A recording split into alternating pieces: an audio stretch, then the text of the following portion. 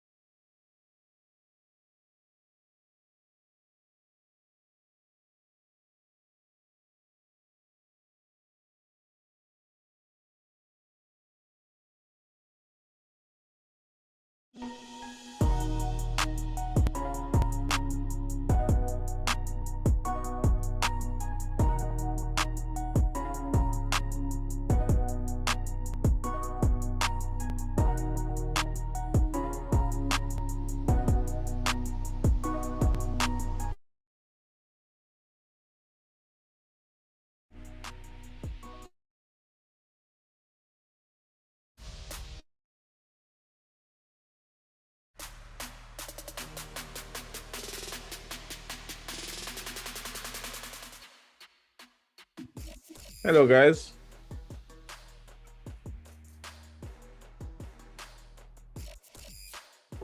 Can you hear me?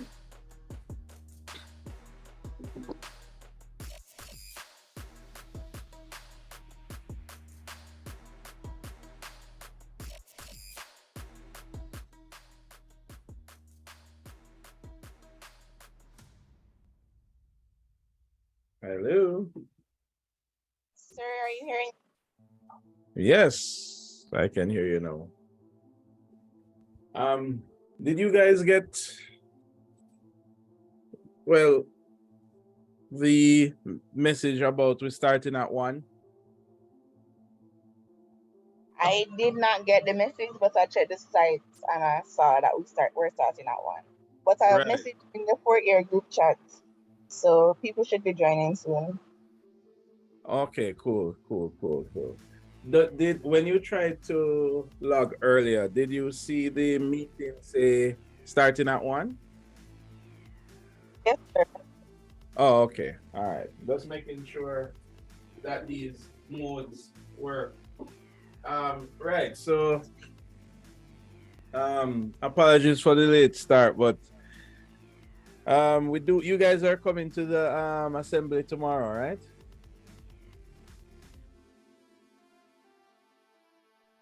Not everyone, sir. Well, hopefully everyone can be there. You know how these things are. The first thing is finding the time is always tricky. But you know, that's how it is. And even the time on the lecturer's side too is also tricky.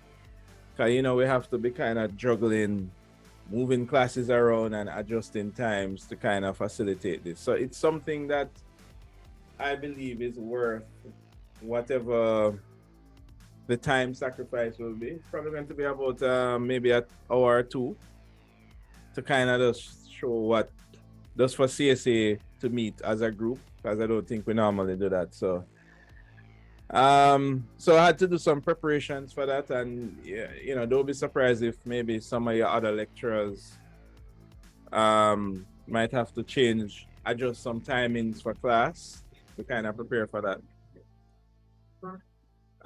You guys don't have me tomorrow, so but there will even be some adjustments for persons who have class on Thursday as well, because I believe it's from 2 o'clock down. Anyway, so just kind of, you say you already put it in the chat already, so persons should be streaming in now.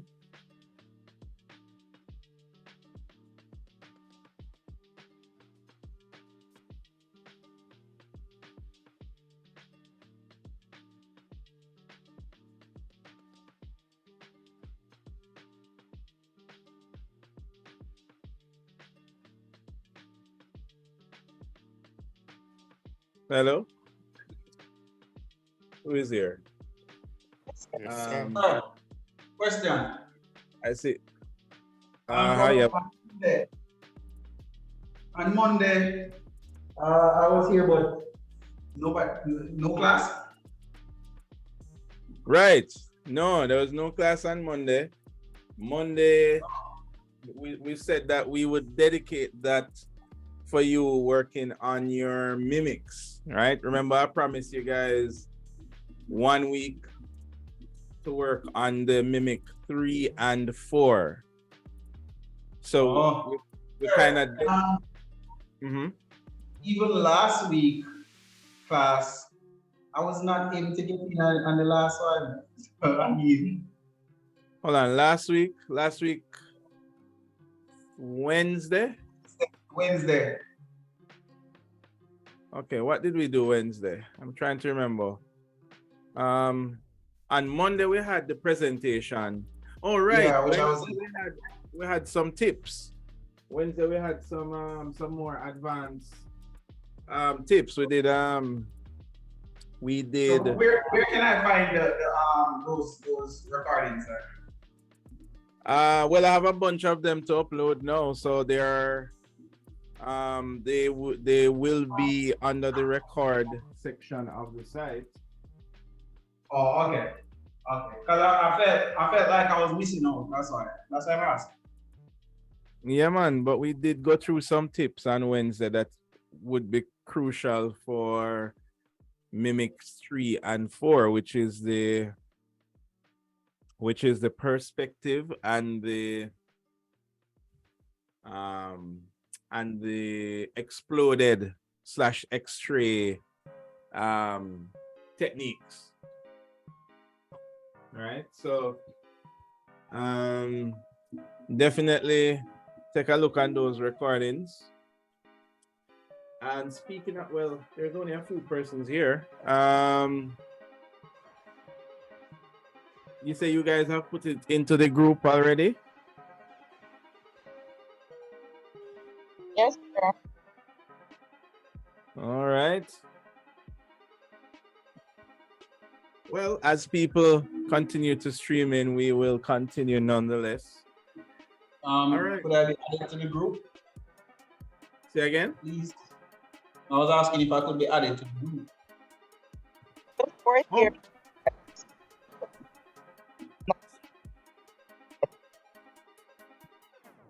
We're breaking hold up. on. You're breaking up. You said that it's a 4th year group. So, Your group so chat, so I'm not sure if you would want to be added. so it's just one for the class. It's not one for the module. Yeah. Ah. Well, I mean, nonetheless, I guess it can't hurt. I mean, you will just have to endure all the other conversations that will be happening in the group, I guess. Your phone will be dinging a lot. But remember the class. Sir, I don't do well with the group already. Yeah, man, I know. Groups are tricky nowadays with WhatsApp. There are so many groups.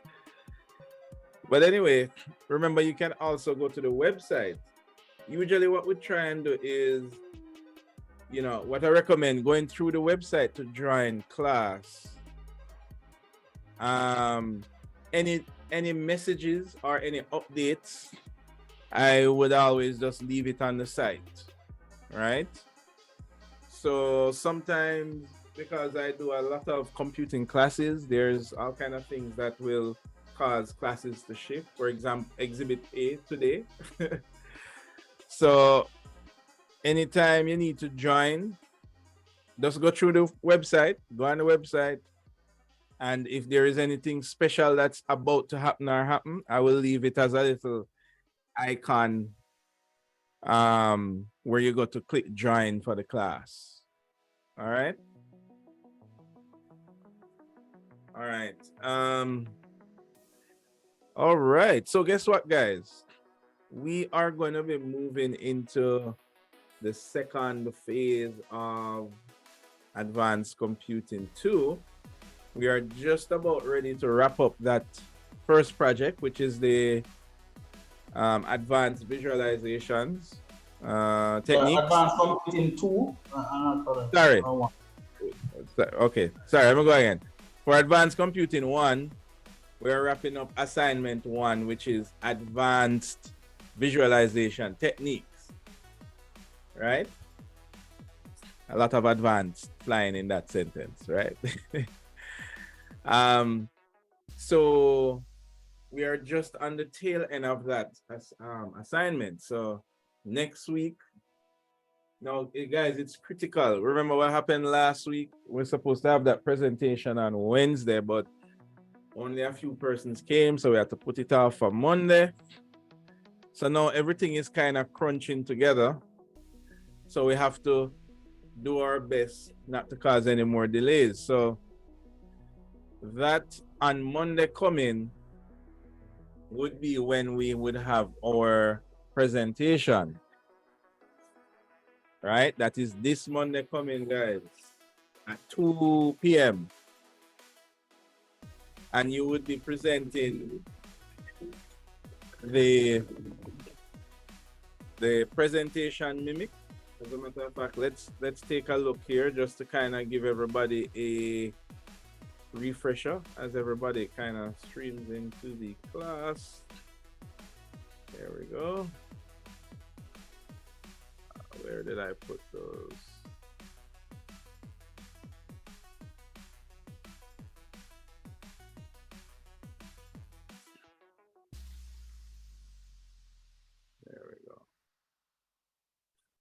Right. So let's head over to the class website. Go to student, go to computing, and then advanced computing 1, AC1 2023. That's the password, right? Yep. Right. So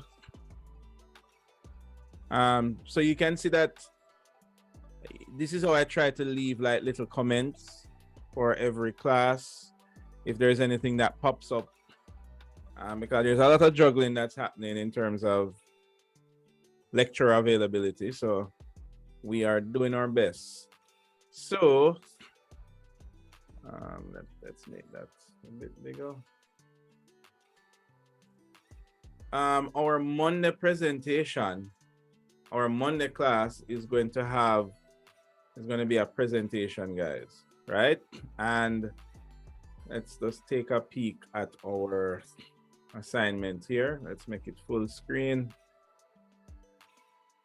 There we go. So last week we did challenge 1 and challenge 2. And next week, Monday, we're going to do 3 and 4, right? And then that will mark the end of assignment 1. All right. Now, we're moving into the next phase of advanced computing, which will be, you know what, who can remind me? What is our next major assignment? Anybody remember?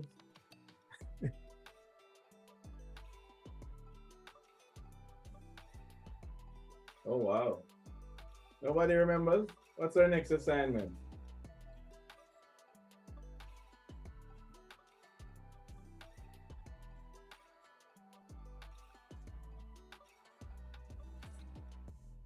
Our next assignment is our measured survey, which is, and before we do the measured survey, we're gonna have some talks about working as a group, right? We're supposed to have that discussion because I know that is not the most preferred thing at CSA, right? Who here is a fan of group work? Yay, group work. Nobody's a fan of group work? Come again, sir? Who here is a fan of group work? Plead the fifth.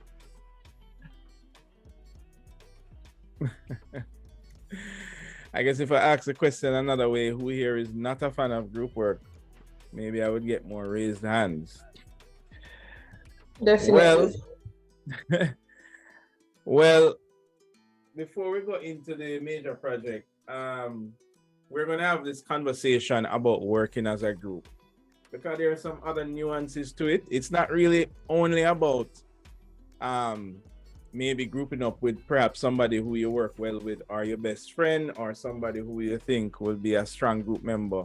There are other things that we need to consider. And architecture is pretty much a team sport, right? You don't just draw up an entire building in a vacuum and then haul all the material to build it. If you think about it, you have to work with people. As a matter of fact, I don't know how much of you have had the opportunity to interact with any architectural firms or architects in the professional practice. But do you notice a trend where maybe the architect of a firm doesn't even know AutoCAD? You know, they don't even know Revit. Anybody notice that? Not all, but some. Well, maybe I could say most. So you might very well work at a firm, and I mean they will know of Revit and they will know of AutoCAD and they will know of 3D Max and SketchUp and all these things, but they would have perhaps don't know the first thing about it.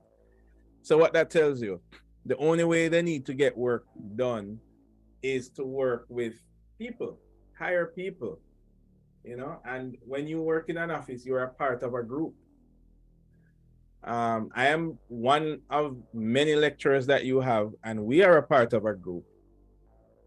So group work is inevitable, and especially in architecture, right? You guys need to interact with different professions amongst yourselves. So what we want to talk about today, or we want to start to having a conversation about group work, because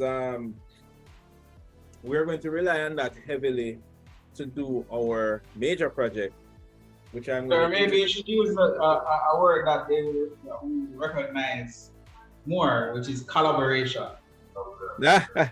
That's a nicer sounding word than group work.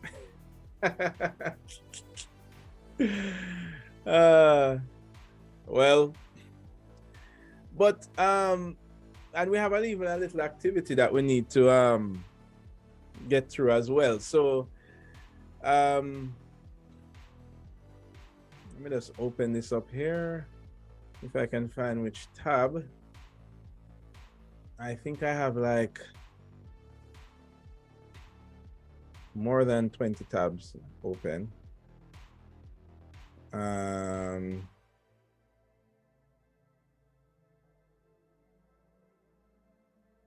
Aha, here we go.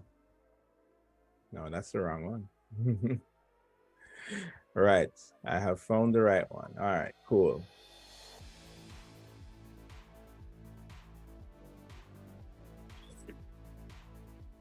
Oh, I'm logged in as two persons. Oh well, that's fine. All right, so minimize this a little bit more here. There we go.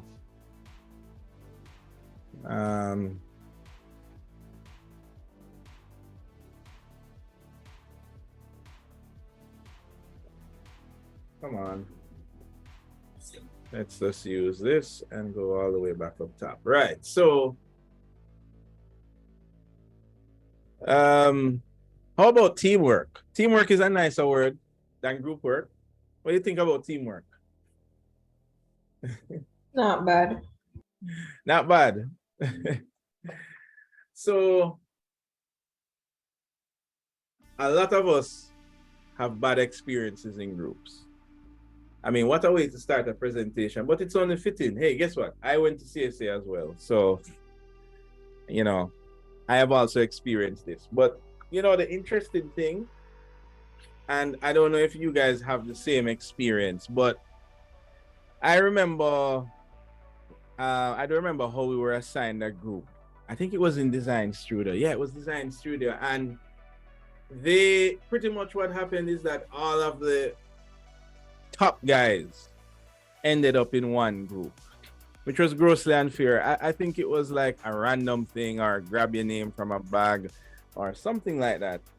And it just so ended up that all of the top guys were in one group, meaning all of the guys that normally finish the studio projects quickly, so they have time to do more projects. The people that do 3D really well, the persons that do documents really well.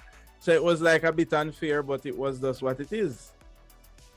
And as fate would have it, those were the worst performing people. Right? Now, these are some of the things that can help to make a group fail, even though they shouldn't. The number one, what's the number one? Some people not doing their fair share. How many times everybody end up in a group and it feel like it's you one hauling the whole group, right? Or you may be in a group and somebody take over, right? They're not even give you a chance. Anybody have these experiences? Too often. No. You know, I always say to myself, even though the class is not, well, hopefully more persons come in, but I have a class already where I asked this question and everybody said they experienced the same thing. And I'm saying, but aren't you guys like class members? So I don't understand. How is everybody experiencing the same thing and everybody is the same class? Is it that you're working with another class?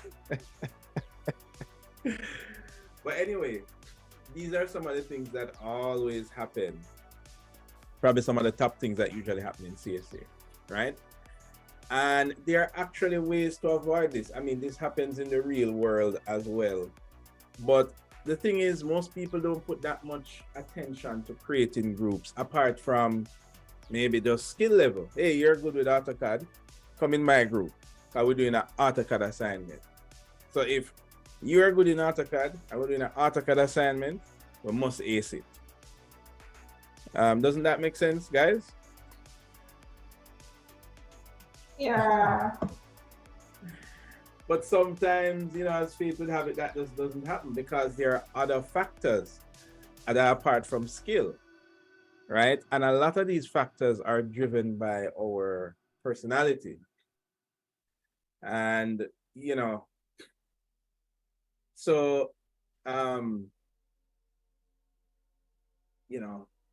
bad disrespect, bad mind, as some of us would call it, personality clash, no chance to learn, right? And too many cooks. I think that was the one that that group fell in. The one that had all of the top performing studio students. There was just too many cooks. So why do we work in groups? For the most part, when I ask people these questions, they'll say, oh, well, we have to work in groups because sir said we have to work in groups. It's a part of your curriculum. You just have to, right? So I put that as the number one reason. I mean, maybe if every assignment was an option to work in groups or not, maybe some of us would choose not to work in groups, right? But there are other reasons why we work in groups. I'm sure that we have learned something from working in groups. All right. I mean, you guys are in fourth year. I'm assuming that you perhaps have come into a situation where somebody knows something that you didn't. There's also the ability to share with others and to help others understand something with your knowledge that they don't have. And then there's also motivation and encouragement as well. Like, how much of you work in studio together? And I don't know if maybe if that environment is still there, but some persons prefer to work in studio because other persons are working in studio. And sometimes you maybe feel tired and all of that, but then you see everybody else working and you say, no man, can't go sleep because everybody else is working. So there is a sense of motivation and encouragement from working in groups. Just by the nature of you guys working in design studio together, that automatically is like a type of group, even though you're not like grouping up on the same thing. For those of you that choose to go in the master's program, you group up or you die. That is for sure, right? So there are some situations that it's just impossible to not work in groups. And then it's just more relevant for sustained learning, right? It's much easier to share information when it's coming from different brains, so to speak. So architecture is literally a team sport. Therefore, we need to operate successfully in teams. And this is why we're dedicating this part of the course to talk about how can we understand the kind of anatomy that goes into working as groups. It's very easy to just say, you just work with that person for some reasons that just don't make any sense. Maybe somebody you like, so you want to work with them, or somebody you don't like, so you don't want to work with them. But we want to explore like reasons to work on groups from a more scientific point, right? So whenever you work in groups, you also learn oral communication skills. You learn negotiation skills. Like how much of you had to negotiate while you're in a group?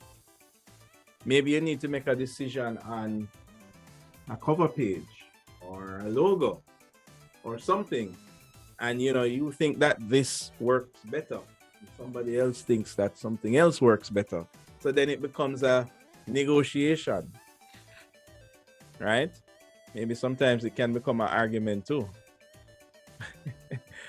What you said, there's a thin line between the two. But all of that helps to build your oral communication skills.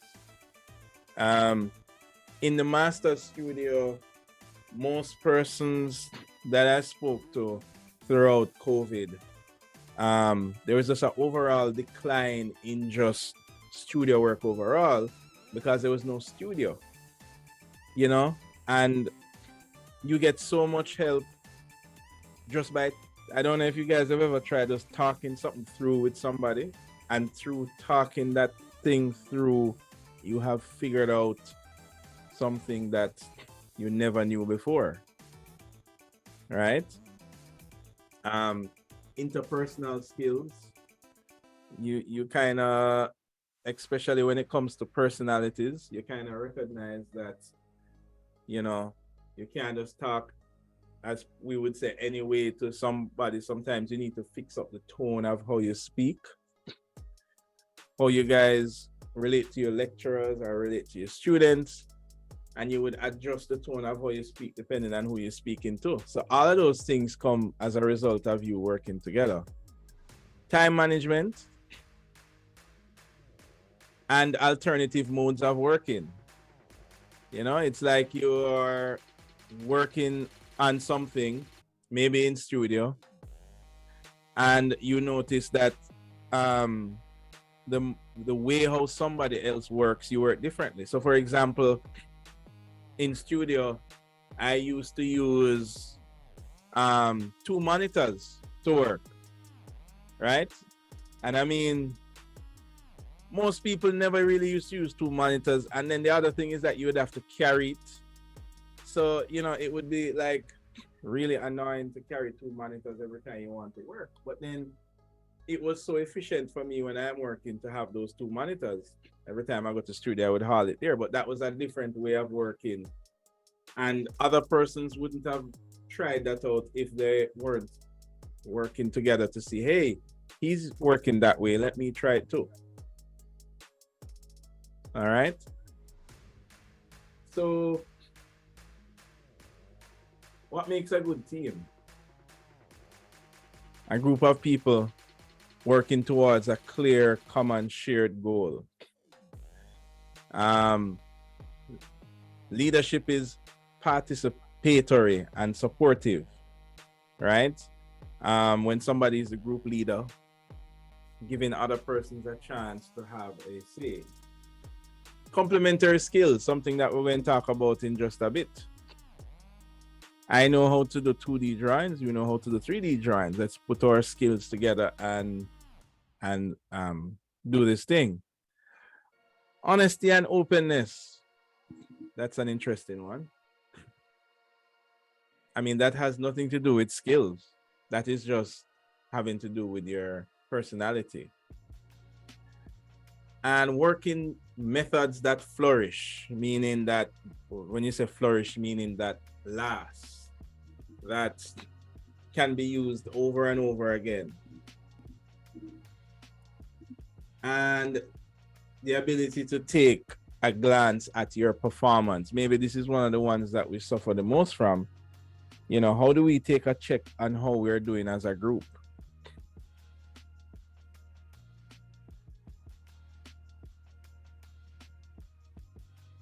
So what are the things that make a good team?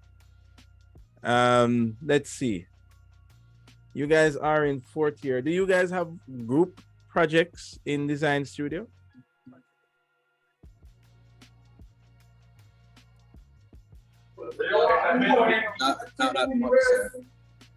Okay, cool. Oh yes, that reminds me, you should also put in the group that we also have a class activity. Feeling worried about that there are only like 8 people here for a class activity.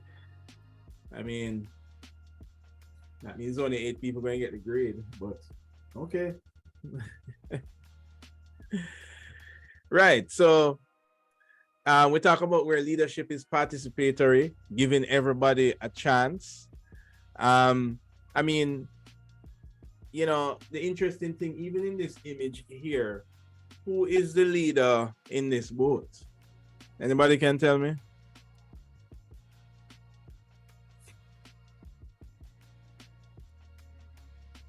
Guys?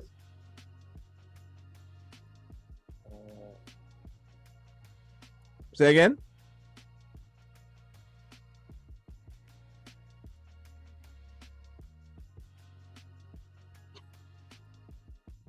Nobody?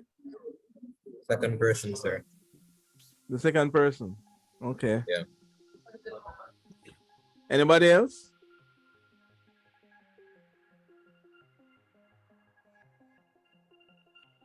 I'd say the one in the back. One in the back? Okay, cool. Well, the truth is that it's kind of a trick question because the answer to this question is that you don't know. And I mean, it's interesting whenever you allow team members to participate in a way that a person doesn't even know who is the group leader. I mean, not to a negative extent, but just saying that an example so that is how much in tune the group leader is with everybody else. I don't know if you like see portrayed a top-down kind of mentality where I am the group leader, so do what I say, and you try to make it very clear that I am the person in charge.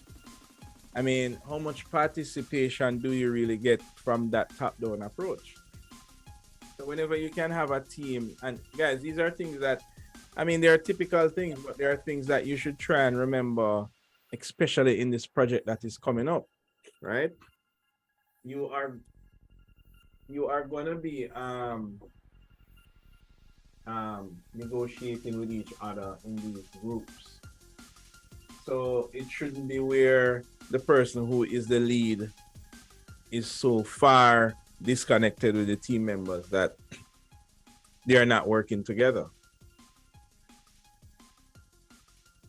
Complementary skills, right?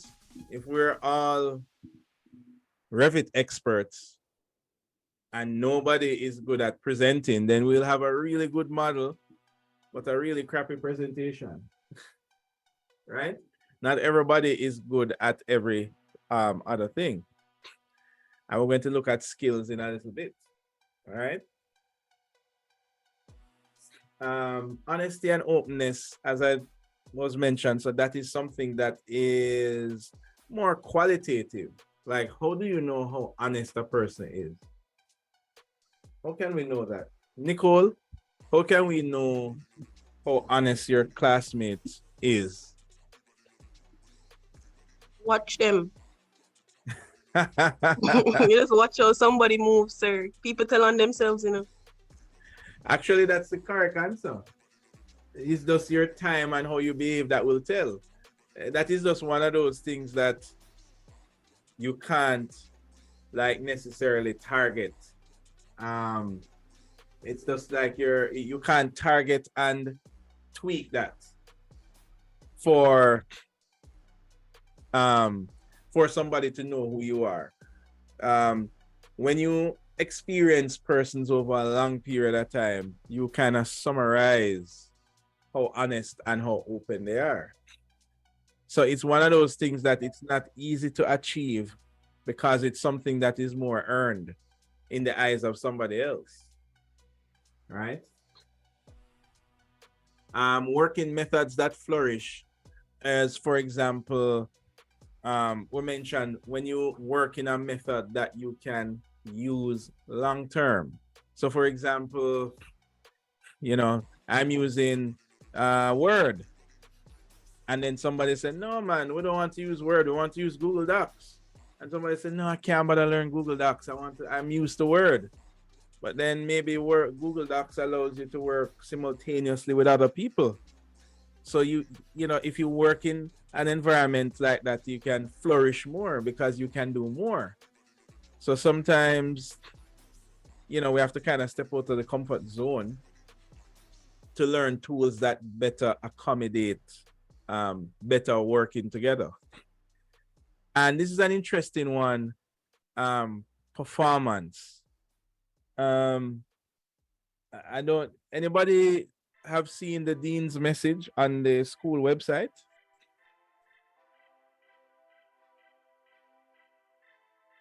Anybody saw the, well, guess what? You guys are fourth year, so I mean, you already know about CSA. So maybe you're going to say to yourself, well, you know, I don't need to watch an orientation because I already know what is what already. But there is an actual update here. I think it's still on the homepage. Yes, it's still there. And I mean, this is just a message from the dean, you know, talking about the faculty and stuff that you perhaps know. But this year there was an interesting part that he added to the presentation. It's on the dean's page, actually. That's where you can watch the full video. And he pulled up some points here about,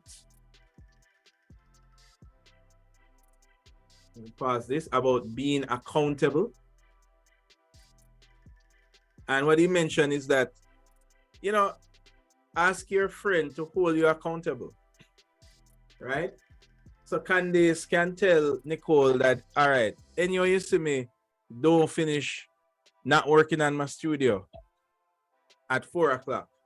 I want you to give me $1, right? You hear that, Candice? $1.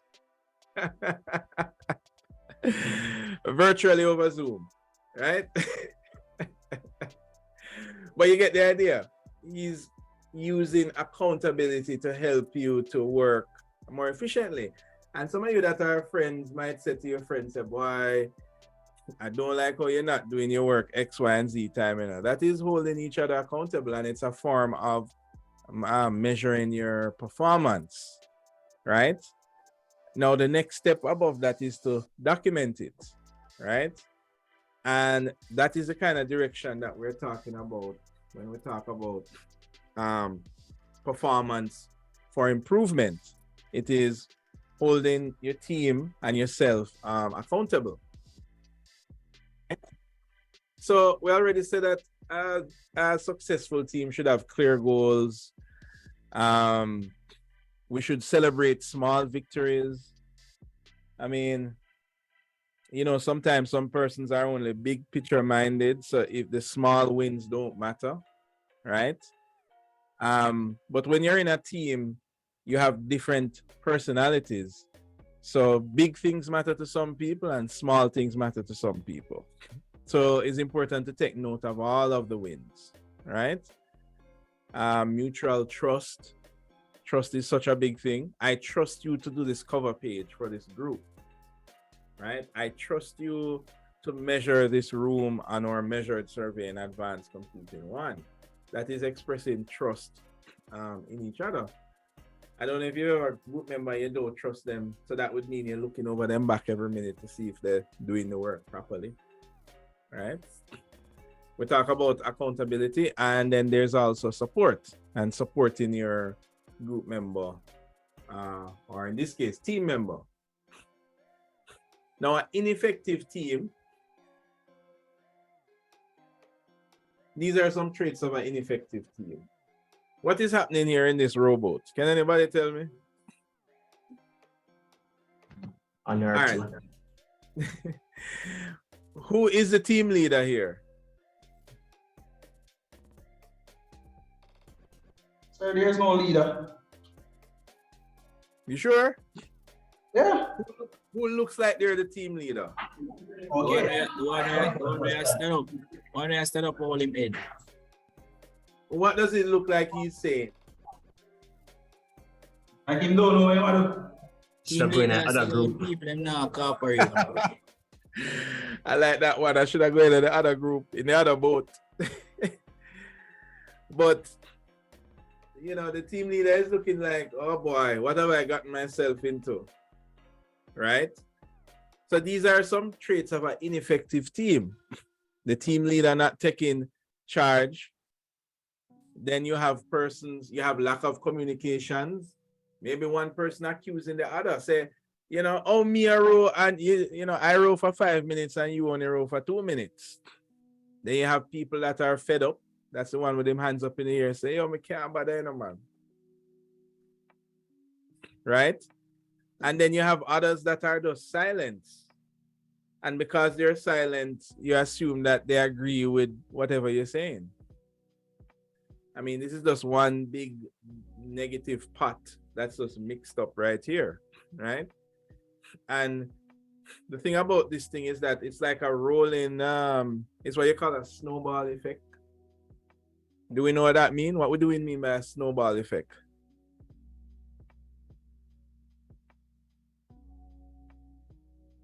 Anybody? Candice, what do we mean by a snowball effect? Sir, why me?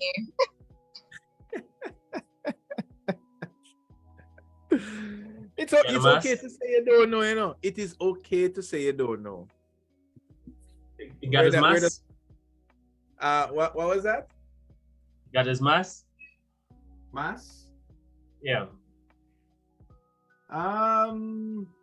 Not quite. Not quite. Sure, one thing lead to another, which means that the problem either gets bigger and bigger or the solution just keeps flowing. That's a good answer. Maybe the best answer would be, anybody watch those cartoons where them just roll a little ball of snow from the top of a hill, and by the time it reaches the bottom, it's a huge snowball. So that's where that term come from, right? Nobody watch those cartoons, Roadrunner and Coyote. Hence if you got his mask. It gets bigger.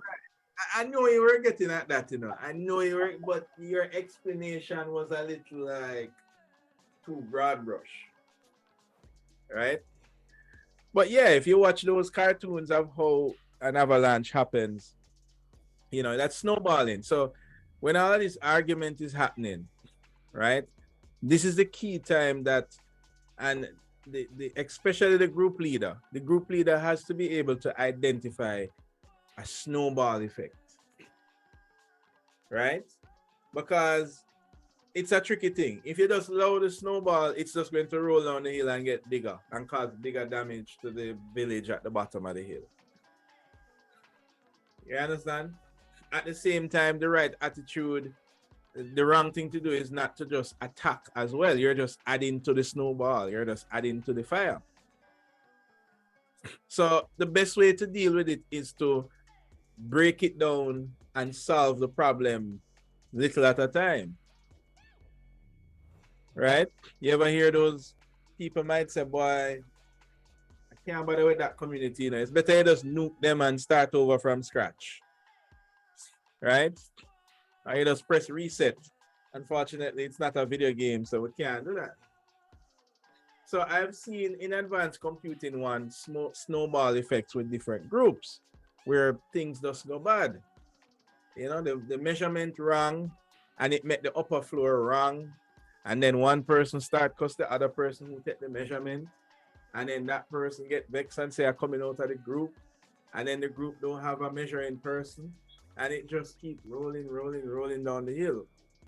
So the key thing is that group members, especially the group leader, need to recognize when something is snowballing and try to pick it off one bit at a time.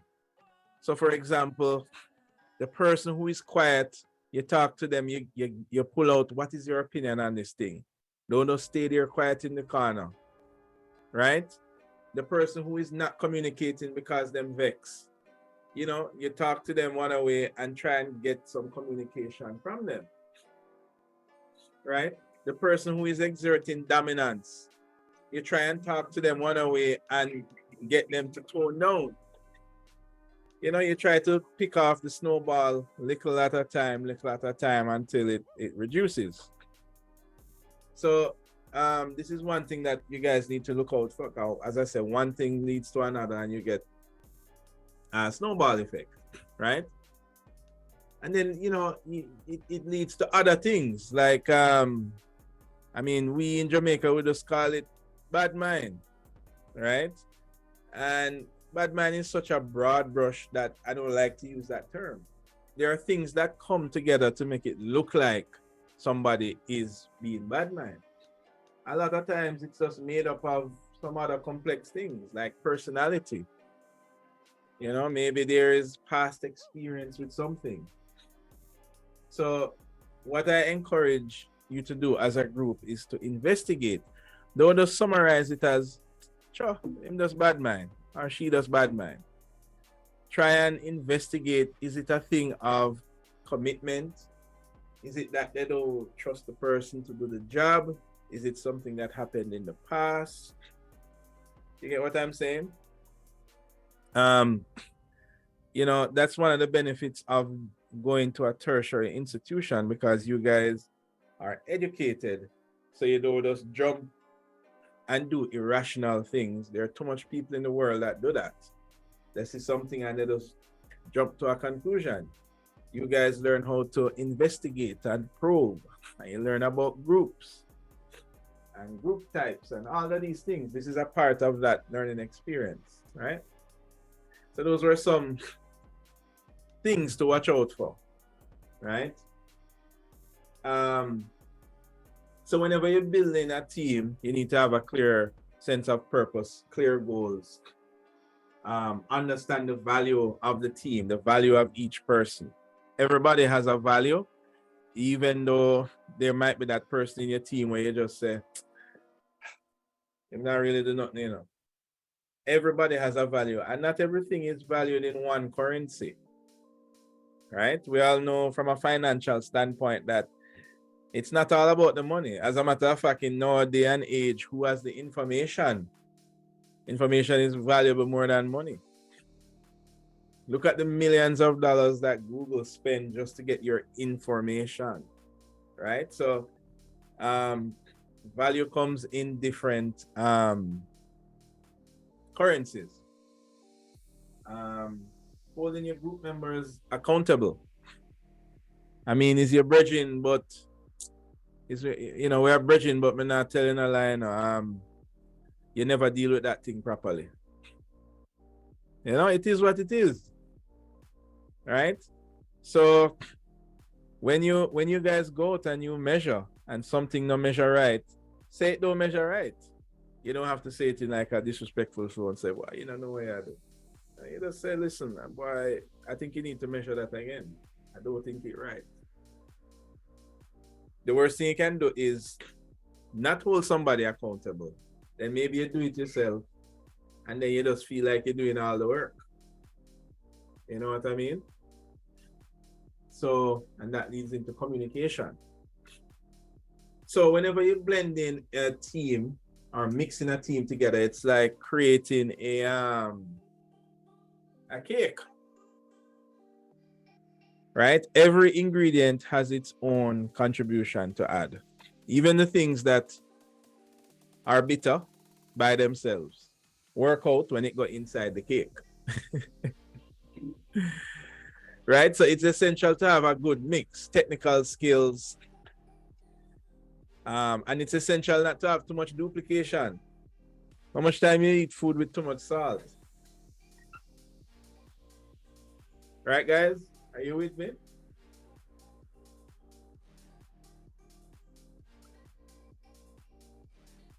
All right, everybody there? Okay, good. Seriously. It's like an orchestra. Everybody plays their own equipment. And you know, it's just funny, like I've heard, what you guys should try out is listen some songs that you know that wasn't developed as an orchestra.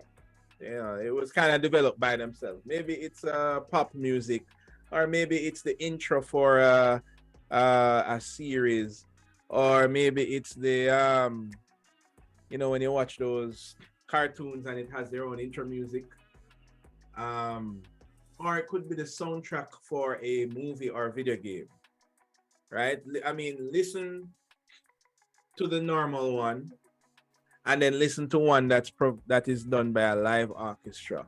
It's like it's just so much more fill in. You know what I mean? And it's not any one instrument, it's just like a combination of all of these instruments that work together. So essentially what a group is. Everybody has their own role to play. Everybody should be given a spot on the field of work and say, look, you sort out that spot.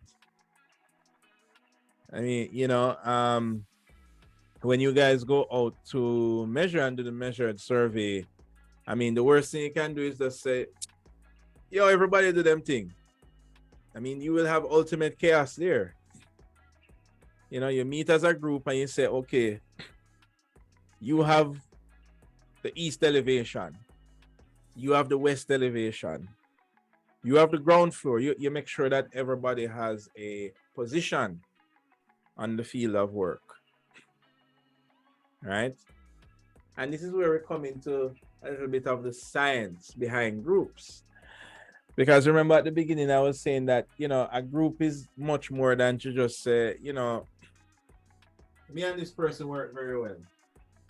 So you know what? Throughout CSA, anytime we go in a group, me and you. But we both know that that don't happen all the time. There are some times when, for whatever reason, you end up on different groups. But the truth is that if you and somebody work very well as a group, there might be other scientific reasons behind it. And if you can identify those reasons, then it would be easy for you to say, oh, so I work best with this type of person. So there are two things that you guys are going to analyze about yourselves. You're going to analyze your skill and you're going to analyze your personality. So, Robert, what do you think is the difference between a skill and a personality?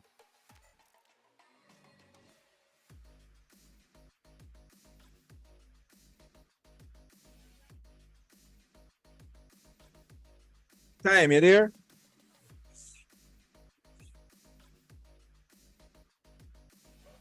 Kinda, sir, kinda. What do you think is the Kinda difference? here. You're kinda here, okay. What do you think is the difference between a skill and a personality? Do you see a skill and a personality? Yes.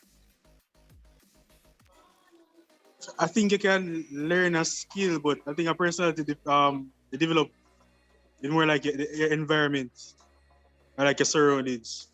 So for instance, you can learn Rivet, but to be a kind person, you probably have to have a good environment.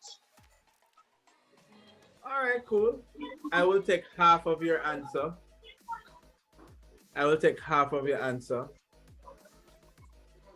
Jessica would just jump in.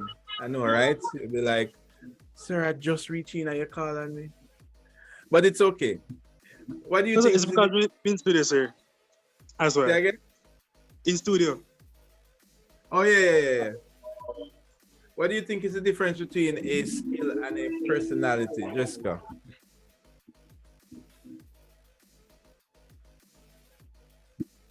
Hi, sir. You hear me? Yeah, man, I'm hearing you now. Okay. Difference between a skill and a personality. Yeah. I feel like skill is something you can develop. You can work on it, and the personality is just natural. Those come natural to you, I think. I like that answer. This comes natural. All right. Anybody want to give it a shot?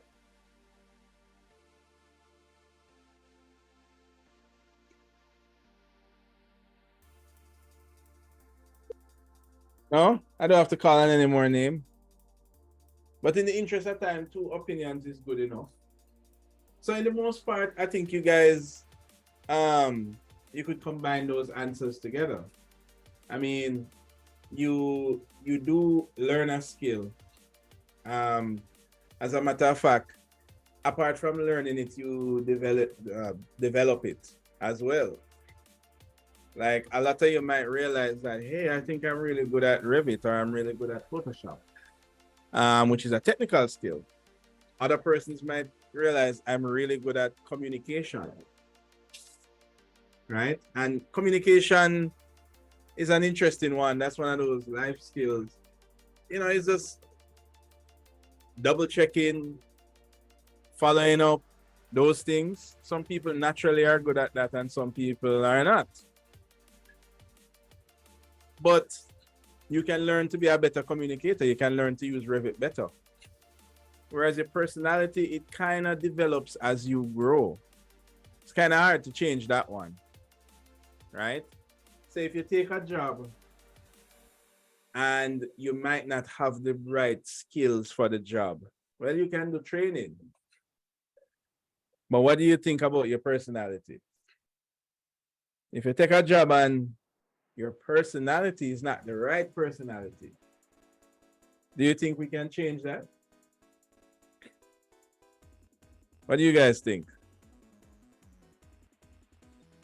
Don't think you can change it, but you can suppress it. I like how you said that suppress. I think it goes hand in hand with that icon with a person wearing a mask, right? And a lot of times we can suppress it for so long and no more, right? Pretty much. Right, but whenever you need to go in a group, guys, from here on out, I want you to consider the person that you're grouping up with. It could be in any situation, especially CSA, especially if you have to do work, especially in the professional world. Look at the skill of the person and then look at the personality of the person. Those are like the two main categories that you can use. Now, I'm by no means a psychologist or psychiatrist, right? But this is involved in any industry that exists. There are highly skilled people that cannot work together. And there's people that have little skill, but yet still they produce marvelous work. Right? So it's important to know these things, and there are actually scientific ways for you to find out, right? Like, I don't need to ask Christopher, what is your personality type? And Christopher said, well, I'm a person that loves this and that and that. No, the truth is that, Christopher, you can scientifically know what your personality is. And I say scientifically, meaning that you plug in a set of values and it generates what your personality is. It's up to you if you want to believe it or not. But there are ways to know. Sir, hold on. So we're gonna hear enough. But when you move from the mic, what you say? Oh, sorry. Yeah. Right. So I'm saying that there are scientific ways that you can know what your personality is like. Right? Because it's easy for us to say, I'm good at Revit. You can know that you're good at Revit because of the work that you have produced. But if I'm going to say that I am a certain type of person, I mean, you can say that all you want, but then everybody else in the class might say, no, sir, you are this type of person. You might say, I'm a very rough person. And everybody in the class might say, no, you're a very kind person. So when it comes to personality type, I want us to try out one of the universally acceptable ways of investigating our personality. I mean, too often when we go out for a job interview, all that we ask is, what is your skill? You can use Revit? Yeah, man, you're hired. Or make it worse, we can say, you can use Revit? Yeah, man. Okay, what kind of person are you? Well, I'm kind, I'm loving, I share, I do this, I do that. It's up to the person is telling you what their personality is. But the truth is that if they take a personality test, the outcome can be much different. As a matter of fact, those of you who will take this personality test today might get values that you might say, no, this is not me. Sir, so we'll do this. Yeah, we're all going through that's the class exercise. You have to submit your results. Right? Oh, man. That sounds fun. So I want you to think about it in a practical sense, in a scientific sense. Like if you're going to say that, hey, let's team up and do this thing, do not forget the personality. Do not forget the skill. But usually, especially in our industry, the first thing we're going to draw for is skill. Can you do this? Can you use Photoshop? Can you use Illustrator? Can you lead a team? But what about the personality? Because the truth is that you can have two highly skilled person, but the personality clashes, and then you will never get any work done. So I'm going to encourage you guys that this exercise we're doing today, yeah, it's a part of a class activity, so you do it, but then you should make it a part of your daily routine for working with people, because it might give you an indication of if this thing should work or not. It's not the only thing. Humans are complex beings, so there's no one answer for everything, but it certainly does help, and it is perhaps more trustworthy than if I ask you what kind of person you are and you tell me. Right? So as it relates to, we looked a little bit at skill. As it relates to skill,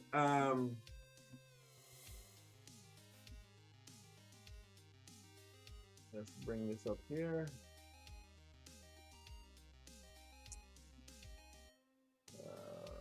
Where are you?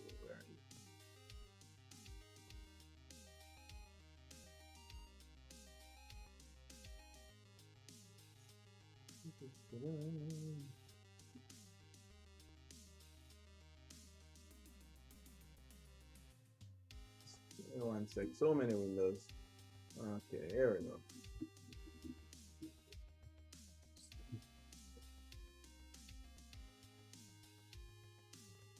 Right.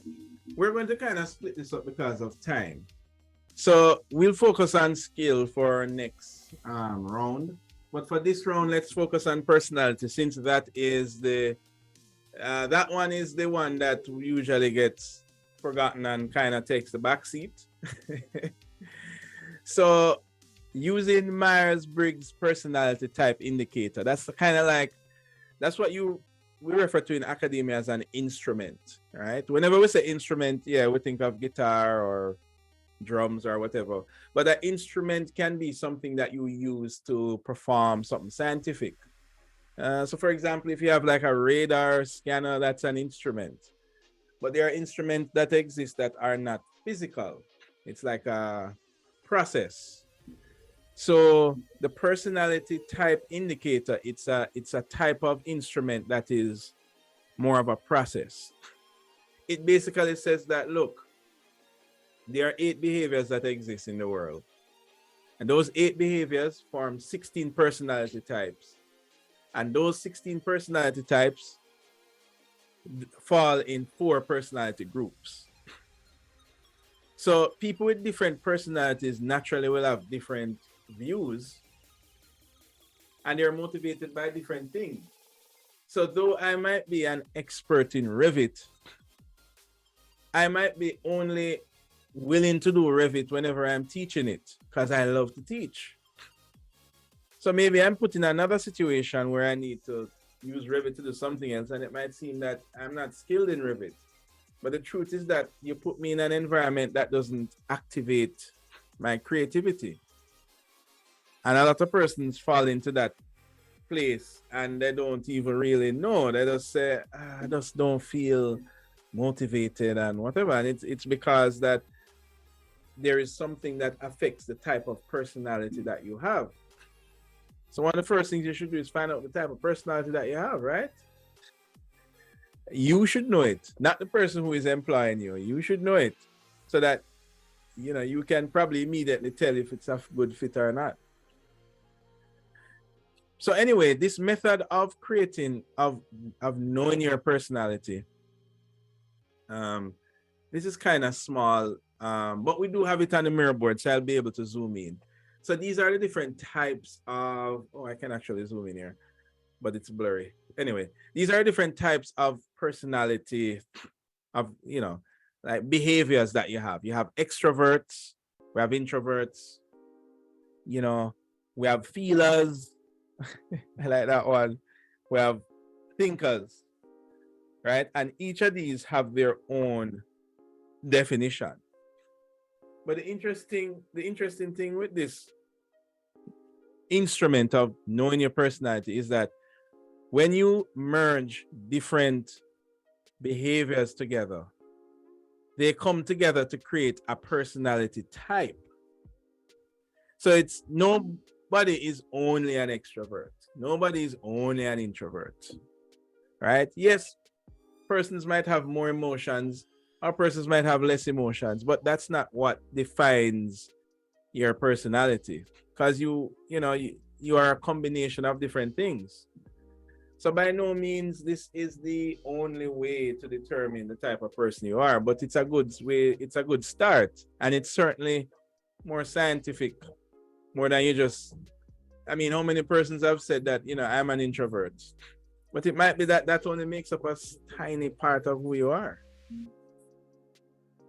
So I don't think it's perfect, but it is a start. So what you see represented here is when they are combined together. It's like you mix different ingredients and you get a certain output. And then these outputs fall in different categories. And that's how you get the personality groups. Whether you're an analyst, a diplomat, a sentinel, or an explorer. Right? Everybody following me so far? Do we kind of understand how to create or know about our personality? Yes, sir. Yes. Right. So this that we're doing, I think, is important for us to analyze the groups that we have placed ourselves in, because the final project is heavily dependent on you performing as a group. Now, to do this class activity, everybody's going to take the personality test. Oh, hold on, I didn't put the link. I need to copy the link here. Anyway, we're going to take the personality test. You're going to select the type of skills you have. And you don't have to take a test to determine the skills you have, but you do have to be honest. So that is a requirement in anything you do, right? We're going to use the mirror board for you to place where you are, and then you're going to submit the results from your test. That will form your grade for this activity. All right, everybody clear on what we are going to embark on? This should take about half an hour, I think. Should carry us to about 3 o'clock.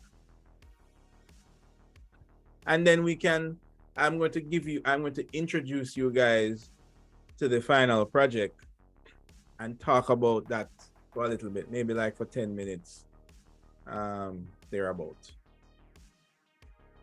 All right. Okay. If I can just find, there we go. Here is the link. All right, so this link is going to be on the mirror board. So I want you guys to head over to the mirror board. Let's put that link here so I have this.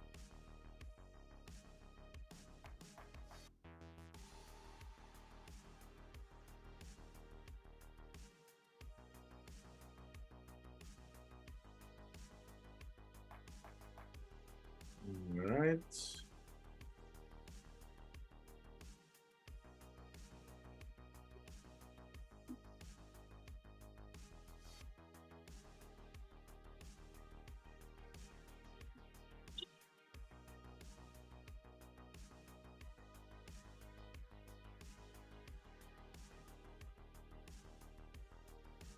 I see we're all onto the board. Oh, you have to kind of find yourself Sir, why every time we go on this thing, I view access alone, man. You have what access? Viewer access alone. All right. No, hold on. It is open. Does anybody else have that problem? Where you only have viewer access? Yes, sir. Can only view. Yes, sir. Okay. Might be my bad. Let's see. I thought I did. Oh, yes, I did do that. Editing. Yeah. Okay, there we go. All right. So let me just kind of lock these things here. Oh, I'm gonna lock these ones here. So we don't accidentally move anything. All right. Now we're not going to spend too much time with this because we're in architecture. We're not in psychology. But we are going to use this to analyze the groups that we select, right? So first thing we're going to do is identify, what kind of behaviors we have. Then we're going to see what our personality types are, and then we're going to put the personality types together to see what personality groups we fall in, right? Now, in order to do that, I need to place the link to the site. So I'm just going to drop it right here. Let me make it big and bold. There we go. So you do this by just clicking and then click the source button here. And then it will bring up the website, right?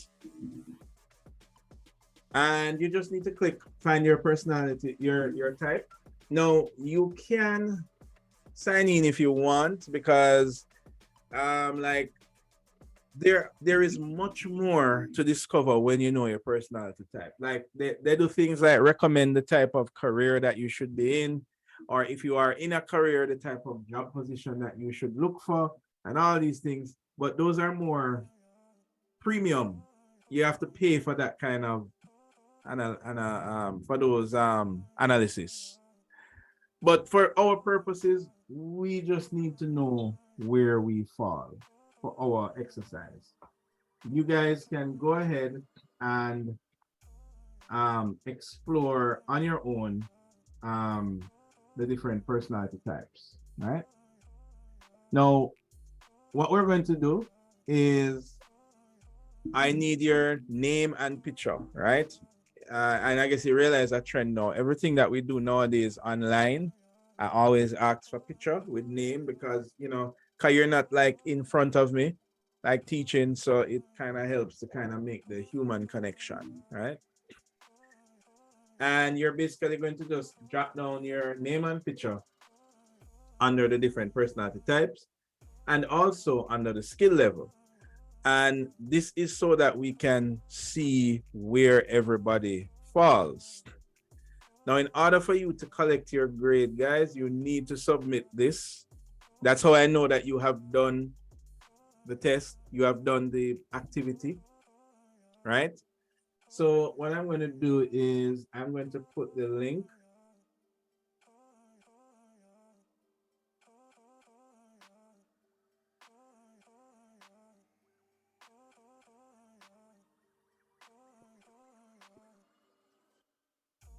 Oh, I see why, because I'm in full screen. Right, I'm going to put the link to the form that you will use to submit your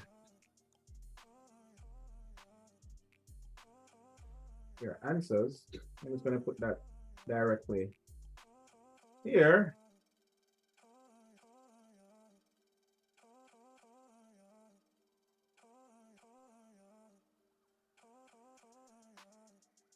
So, excuse me, I'm sorry.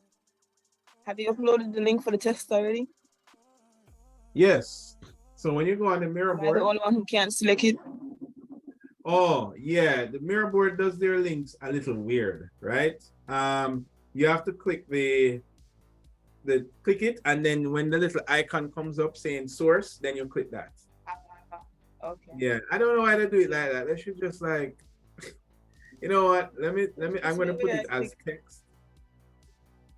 I'm gonna put a text.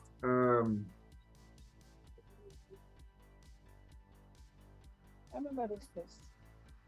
It's still not working. Oh, it's working, sir. I've opened it.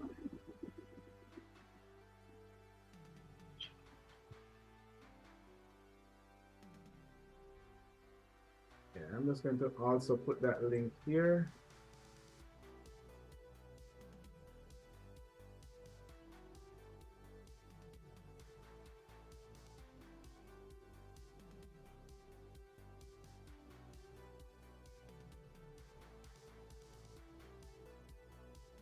All right, so I'm going to give us just a couple of minutes to kind of run through it real quickly, and then you will put your results.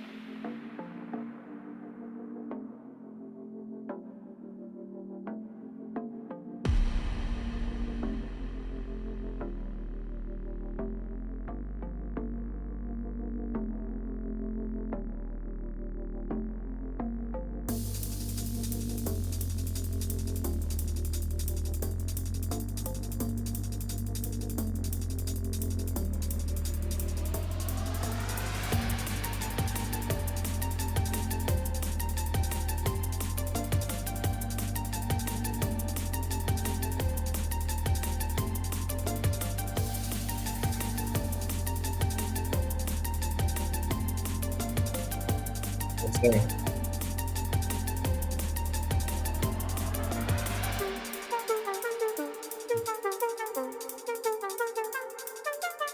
Yes.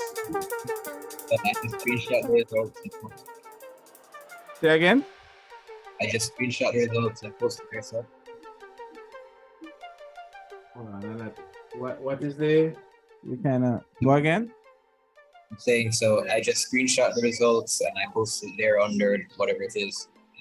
Oh no, you need to put your name and picture. Oh, that's it. Yeah.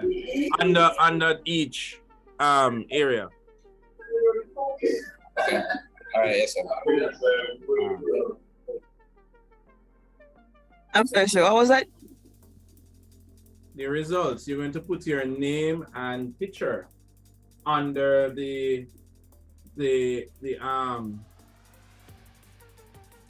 under the personality type. Oops, don't move it. Alright.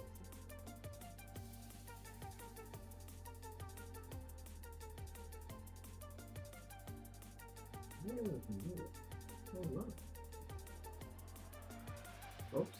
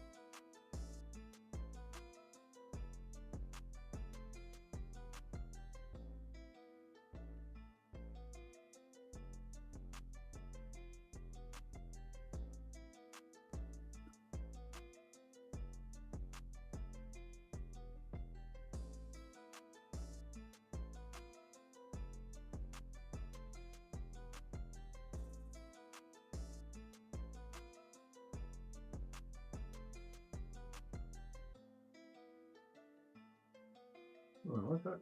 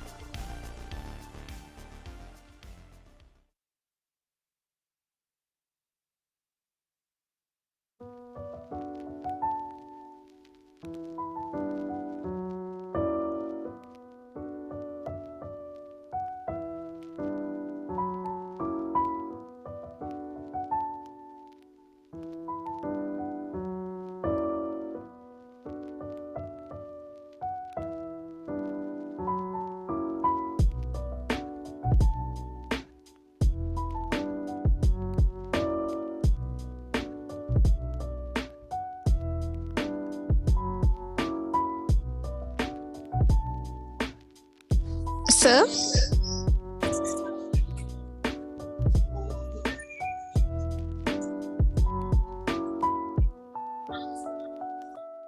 Yes, what's up? Do I just upload it anywhere on Miro? What you can do is you don't need to like put the full result. Just put your name under what areas you fall under. You understand? Right. Create your own what name? Sticky pad. Okay, Just create sir. your own sticky note. Yeah, and do that. And also don't forget the picture, guys, because we are all in this virtual world. We need to be constantly reminded. We need to see human faces all the time. You know what I mean? So your picture and your name is what we need. Sorry about the picture not dead on the next spot already. True, just grab it from there. Just grab it from there, you know, easy to grab.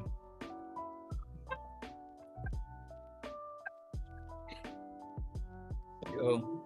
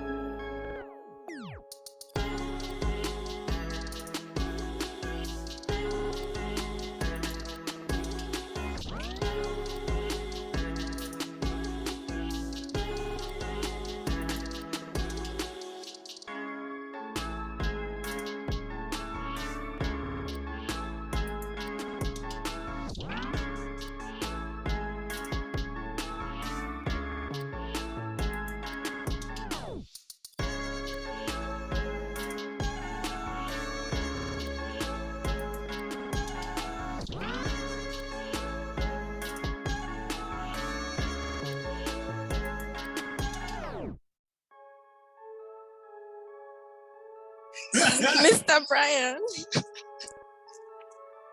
What's happening? So Christopher is bullying me on Miro. Really, Christopher? It's a good thing that this is a graded activity, right? Hint, hint. Sir, nobody not bullying nobody. But I have to be assertive. Well, we're using science truths here, right? So whatever the science says, and providing that we're all honest people, we will use that.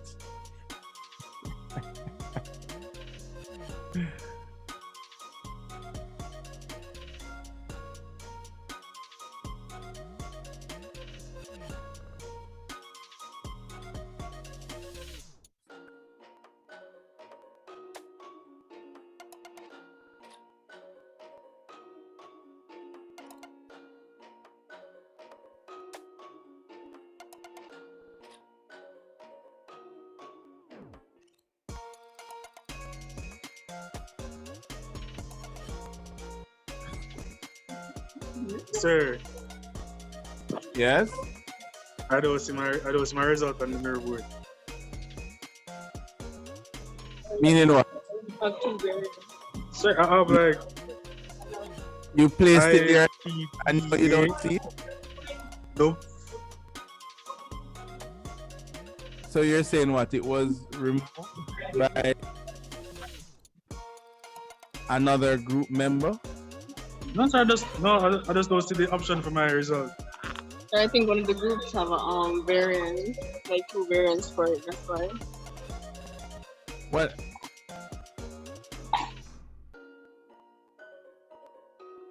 Hold on, go again. Oh, you don't see an area Yes, for sir. your result? Yes, sir. He's not seeing one for his, sir, because I think INTP has two variants on the website.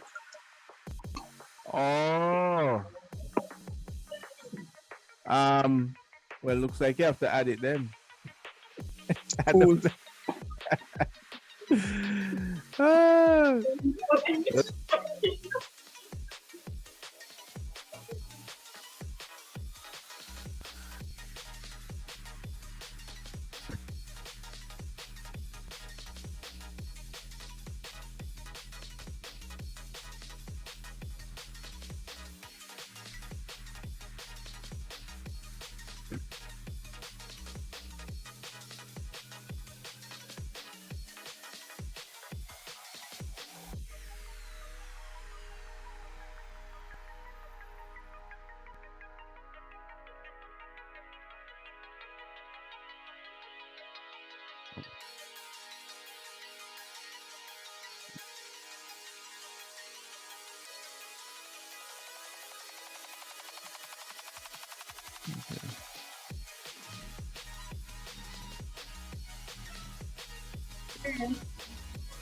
Yep.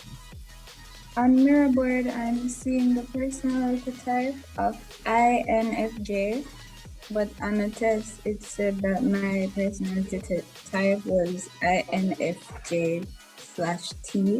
It's the same thing, right? It looked like a variant. So then what you do for the variant, put it under what you see there, and in your name, just put the code with the variant there, so that we know that it's a variant under that category. You understand? Okay. So those of you who have the variants, please. Yeah, that's how we'll tackle that.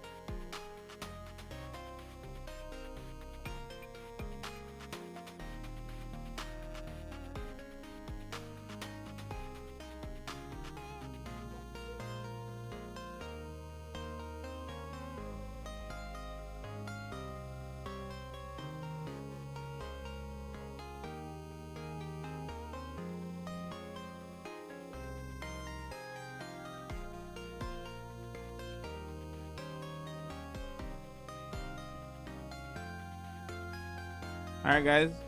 Don't forget to put your name under your appropriate skill in the skills category.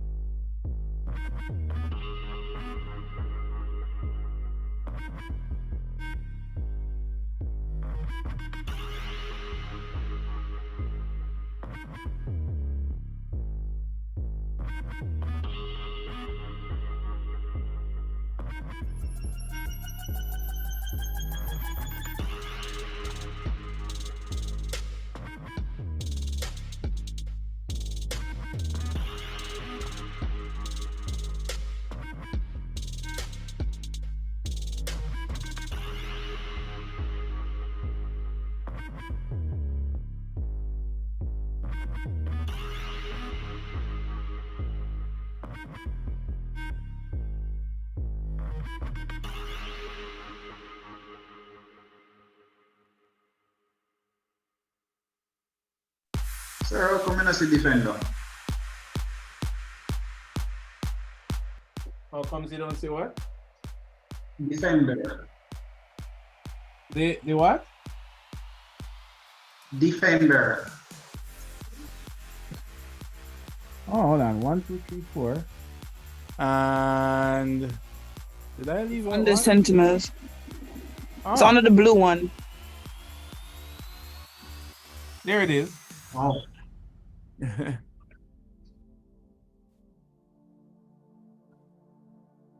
Huh. That's so wrong. I am not sentimental at all. Not sentimental. I'm not a.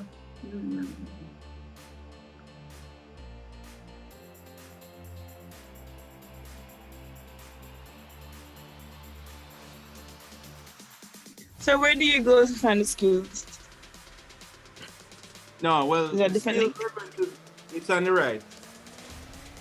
But the So skills as in doesn't where do I go require. to determine my skills?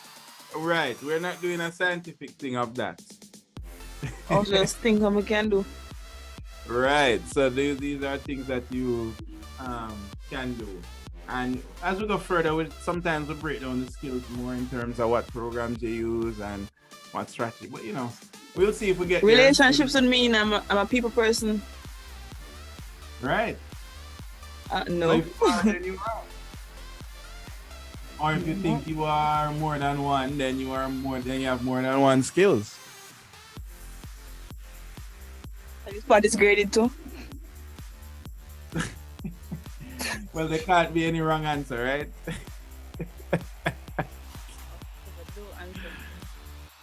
So it's really just, I guess you could say how much we have participated. I bet if I say how much persons answered when I asked a question on Zoom, I would get a lot of responses, don't? But that's not the case, don't worry. So why nobody not rap on the first sticker? Nobody taking it. No, I feel bad if I write on it. I'm surprised that more people aren't technical.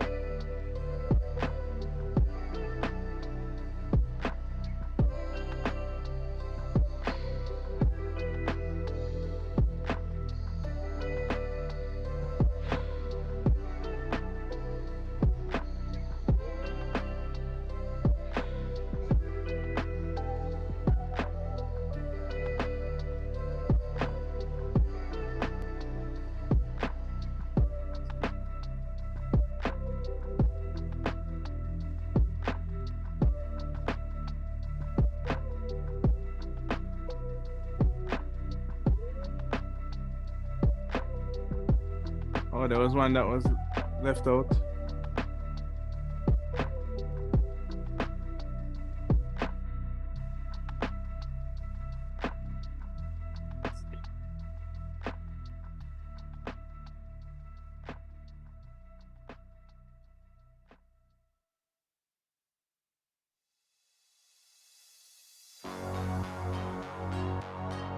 No. What you would do, Robert, is go under INTP and then you put -A.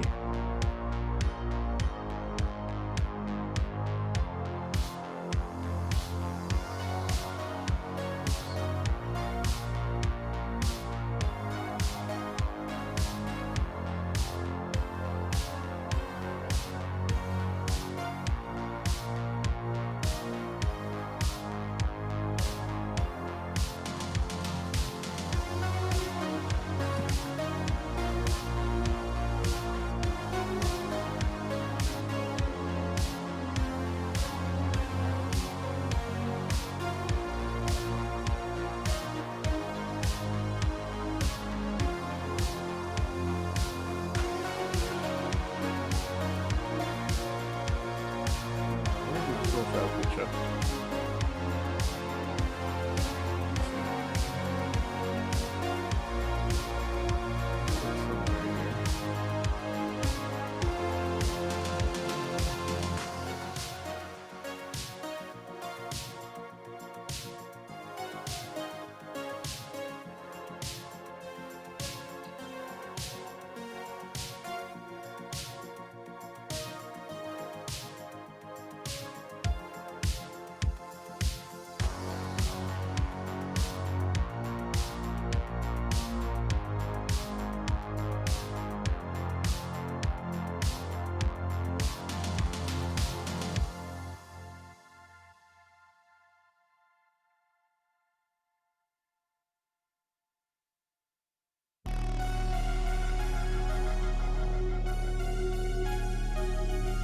Sir,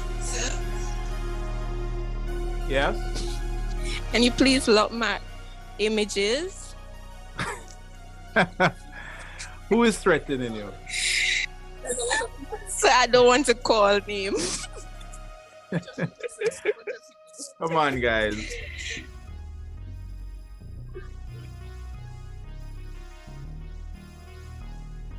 All right, I've finished mine.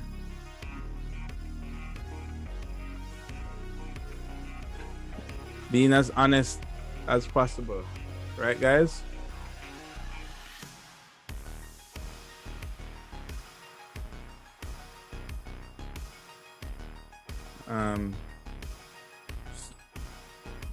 The good thing about Mirrorboard is that you can zoom all the way in.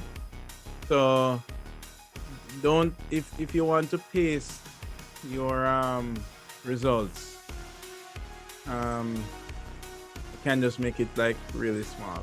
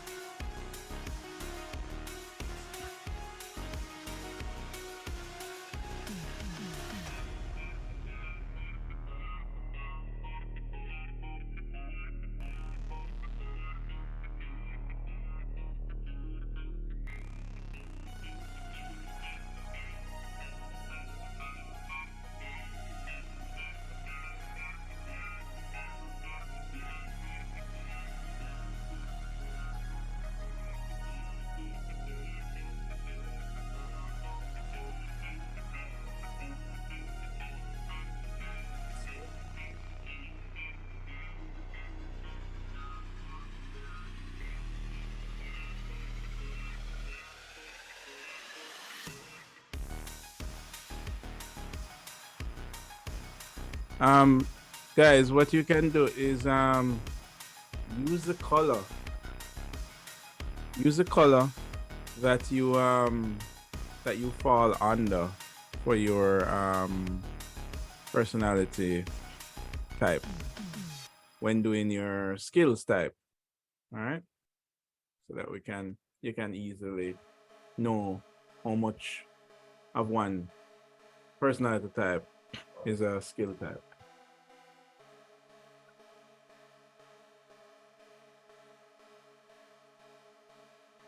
Sir, after we do the personality test and get the results, then we'll paste it in here. Then what we'll do?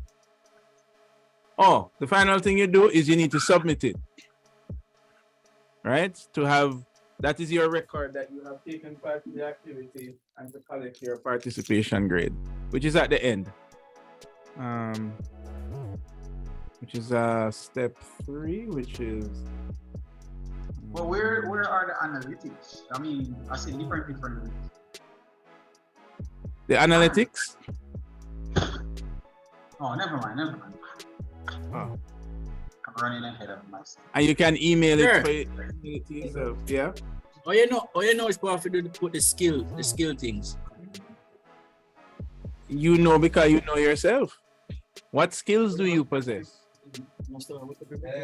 Oh, right? And remember, each of us might possess more than one skill. So you're prioritizing. Are you primarily technical? Are you primarily analytical? Or do you think that you are both evenly? Now, this one is going to be based on your selection, right? Not a scientific exam. So it's based on your own determination. And maybe I should say your honesty. Sir, understand. Right. Sir, Whereas the people who not there, they get 0. Well, you need to be at class to get class participation, right? Oh. Remember, I did warn that these activities will be ad hoc, right? So they will appear at random. Oh. All right, sir. So you can send out a WhatsApp or something to say, hey, the train is about to leave the station. It's about 3 o'clock now, so we should be wrapping up with this activity.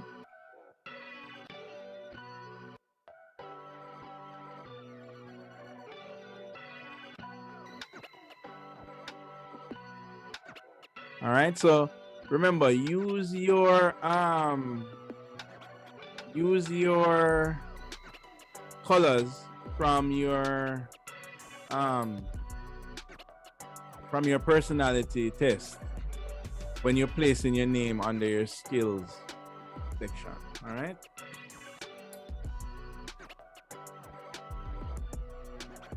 All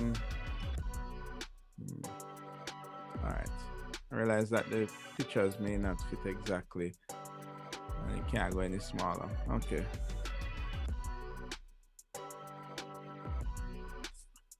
All right, guys. 5 more minutes. Hopefully, most of us are almost done. Remember to don't forget, guys. You need to submit your results on the form, right? Because when I'm putting in who participated, I'm going to look at the form and then look at the mirror board, and those two. Right? So if I see you on the mirror board, I need to see you on the form, and vice versa.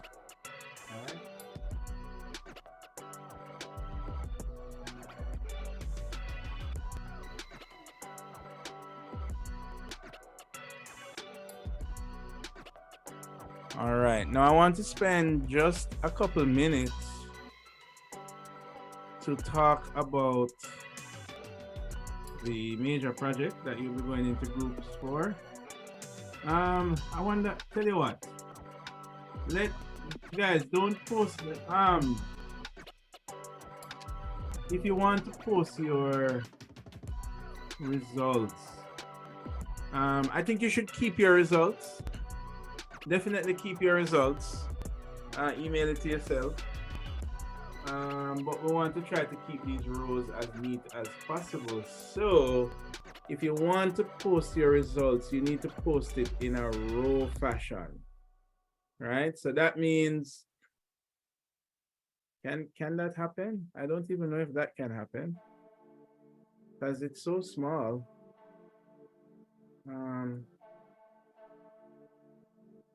Yeah, it's so kind of small, but you're gonna have to fit it in a row so that we can keep this mirror board nice and tidy. There we go. Sir. It's a bit tiny, but you can still make it out. Right, Kira?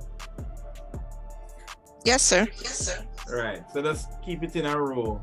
That's when you go wide, it kind of, you know. All right. Sir. Okay, now the objective. Oh, is that a question? Yeah, on the form, I'm not seeing my personality type. Oh, do you have a variant? No, but the logic one. There's not there. Oh, the logician. Hold on. Is that missing? Missing on the form. Yeah, you're right. It started with the okay. All right. Cool. That one seemed to have dropped off the list. All right. Refresh.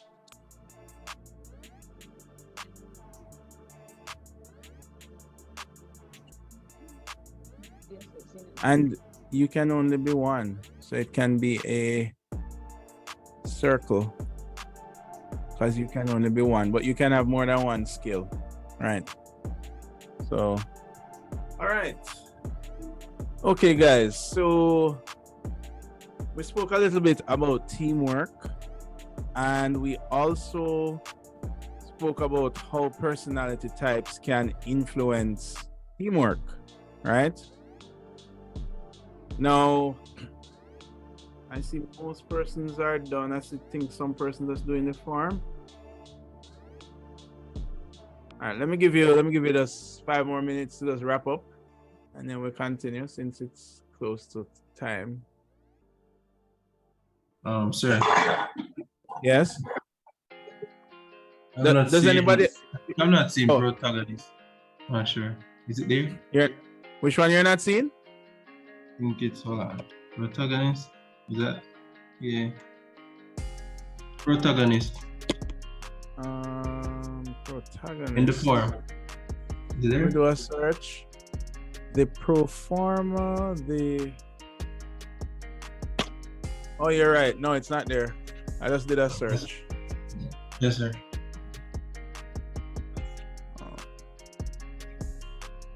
I need to number them to see. Let me see. 1, 2, 3, 4, 5, 6, 7, 8, 9, 10, 11, 12, 13, 14, 15, 16. No, but this is more than 16. It's there on the diplomat. It's on the diplomat. On the diplomat. No, man. On the form. Because remember, when you finish with the mirror board, you need to do the form. Oh. So refresh to see the protagonist, where it says submit your result for your class activity. Well, I was going to say, so you guys, you need to keep your charts, guys, when you do the personality test. Keep it, because whenever you go into a next group with somebody else, you can just say, can you show me your personality type? Now there's a whole... So we know that change actually. Say again? You said it changed? Well, there's no... Yeah, I was once mediator. Oh, well, I mean, we are humans, so our personalities change. It's not... defender. You don't see defender on the form? Personality type, yeah. Let me do a search. Hang on. Defender, you're right, it's not there.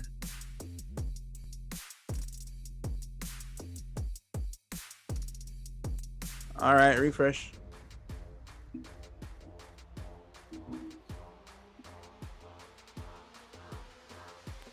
Oh, sir. Yep. Yes, sir. For the submission, I have a different. I think I have a different email that you have. That you have a different email on that you don't have on file. But once I enter the email, it's alright, right? Oh, Yeah. yes, that's fine because the email that I use for sending emails is whatever you signed up with on the class website. This has nothing to do with that. Alright, sorry. Right. The emails in the Google Forms help to just keep the submissions unique. Listen. Right? So you shouldn't receive multiple submissions from one email, basically. That's All right, so we have no explorers. Okay.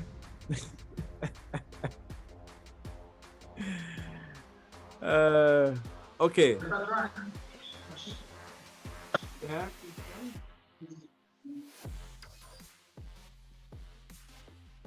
All right, so it's 3:50 now. So I want to speak a little bit on our final project, right? For a long time on the class website, the curtains were pulled over it, as you can see here. I mean, you can kind of see it in the background. You know, I guess that kind of hints at what the assignment is. You know, I personally made it semi-transparent. So for those who really wanted to see what it is, they could dig. But anyway, as a matter of fact, it might have gotten updated from this, so you can't even judge this. Anyway, so regarding final project, guys, so let me get your attention once again, and I'll give you back some more time at the end to just kind of wrap up this activity before I close the board. So I'm gonna give the board some time before I make it read only again. All right. Okay, so let us talk about the measured survey.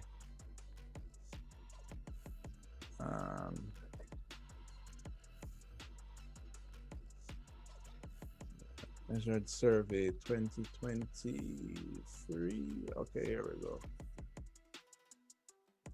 There we go.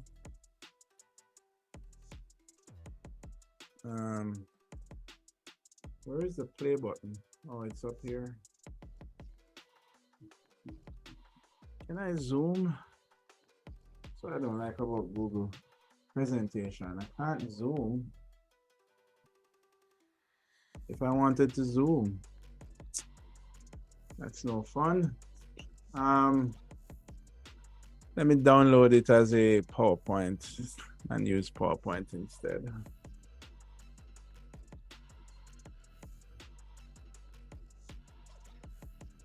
Because in PowerPoint, I can indeed zoom while presenting.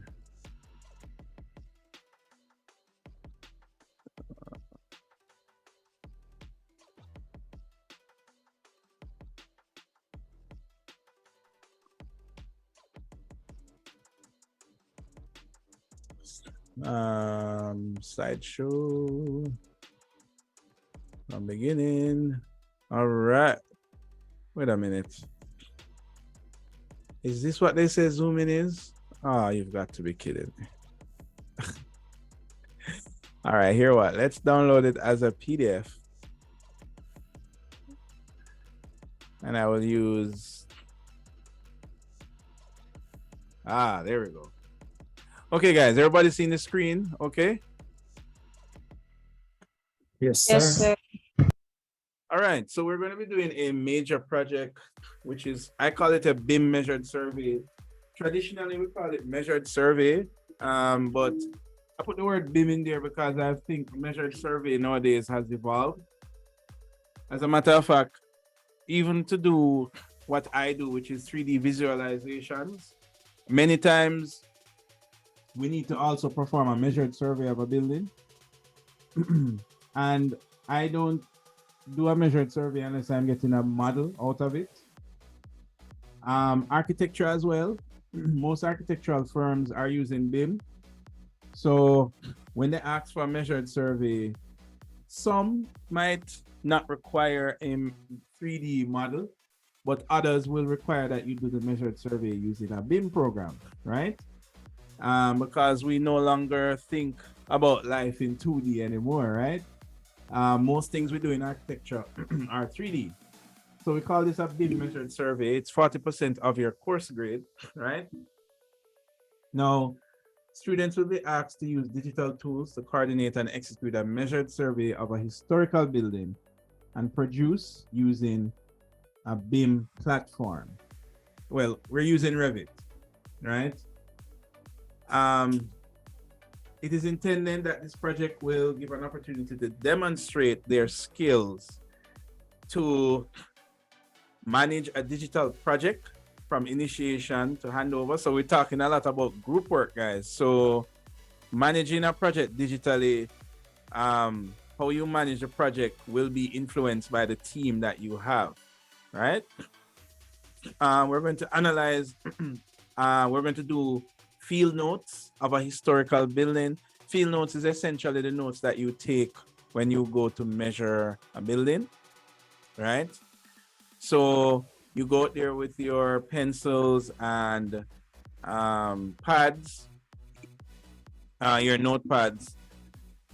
Some of you, if you can have 11 by 17 notepads, the bigger the better. But we're going to talk about the tools that you will use in another lecture, right? You also will develop your intermediate skills already acquired to effectively use computer-aided design and drafting systems, right? So you guys are expected to use BIM software to do this. And other things include to appreciate the necessity of planning and organizing an architectural project. Now, and also to develop the skills you need to complete an ongoing collaborative project using digital technology. So we are going to be collaborating in BIM using the collaboration features in Revit. Now, there is one unique thing about this assignment, and this is a change that we have been working on for a couple of years, and you guys are the lucky ones that gets to experience the change, because as I said at the beginning of the module, that your workload in computing and in office practice have reduced. And the way that it has reduced is that there were a lot of parallel things that were happening. And what we did was kind of streamline it. So what that means is that in advanced computing 1, we are focusing on project execution, meaning we're focused on doing the measured survey. We're focused on using Revit and doing collaboration and producing sheets and doing 3D and doing all kinds of computer related things. Whereas in office practice, you're going to be focused on doing all of the project coordination. So for example, planning the project and having team meetings and all of those things will be done from a more office practice point of view. So what that means is that overall, you end up doing one task, which means less work overall. So you're going to use lessons learned from architectural office practice, things that you learn, for example, defining a scope, creating an organizational chart, setting team milestones, creating a Gantt chart. Those things you would have done in office practice, and in the past you would end up also doing it in advanced computing 1. But you guys are only going to do this once, all right? So you're going to do it in office practice. So what happens in order to execute this project, there are certain tasks that you would need to do on the office practice side that has to do with project coordination. And then there are certain tasks that you guys need to learn for advanced computing 1. So last year you learned how to use BIM to create a model, and now you're going to learn a more advanced way to use BIM to collaborate to do a measured survey. And we're going to focus primarily on that, while in office practice you're going to focus primarily on the planning components of it, right? So what does that mean? So notice how I give you a nice little kind of pathway here. And you can imagine that before everything for this project was done in Advanced Computing 1, but you can see where we have migrated some things over to Office Practice so that it doesn't duplicate.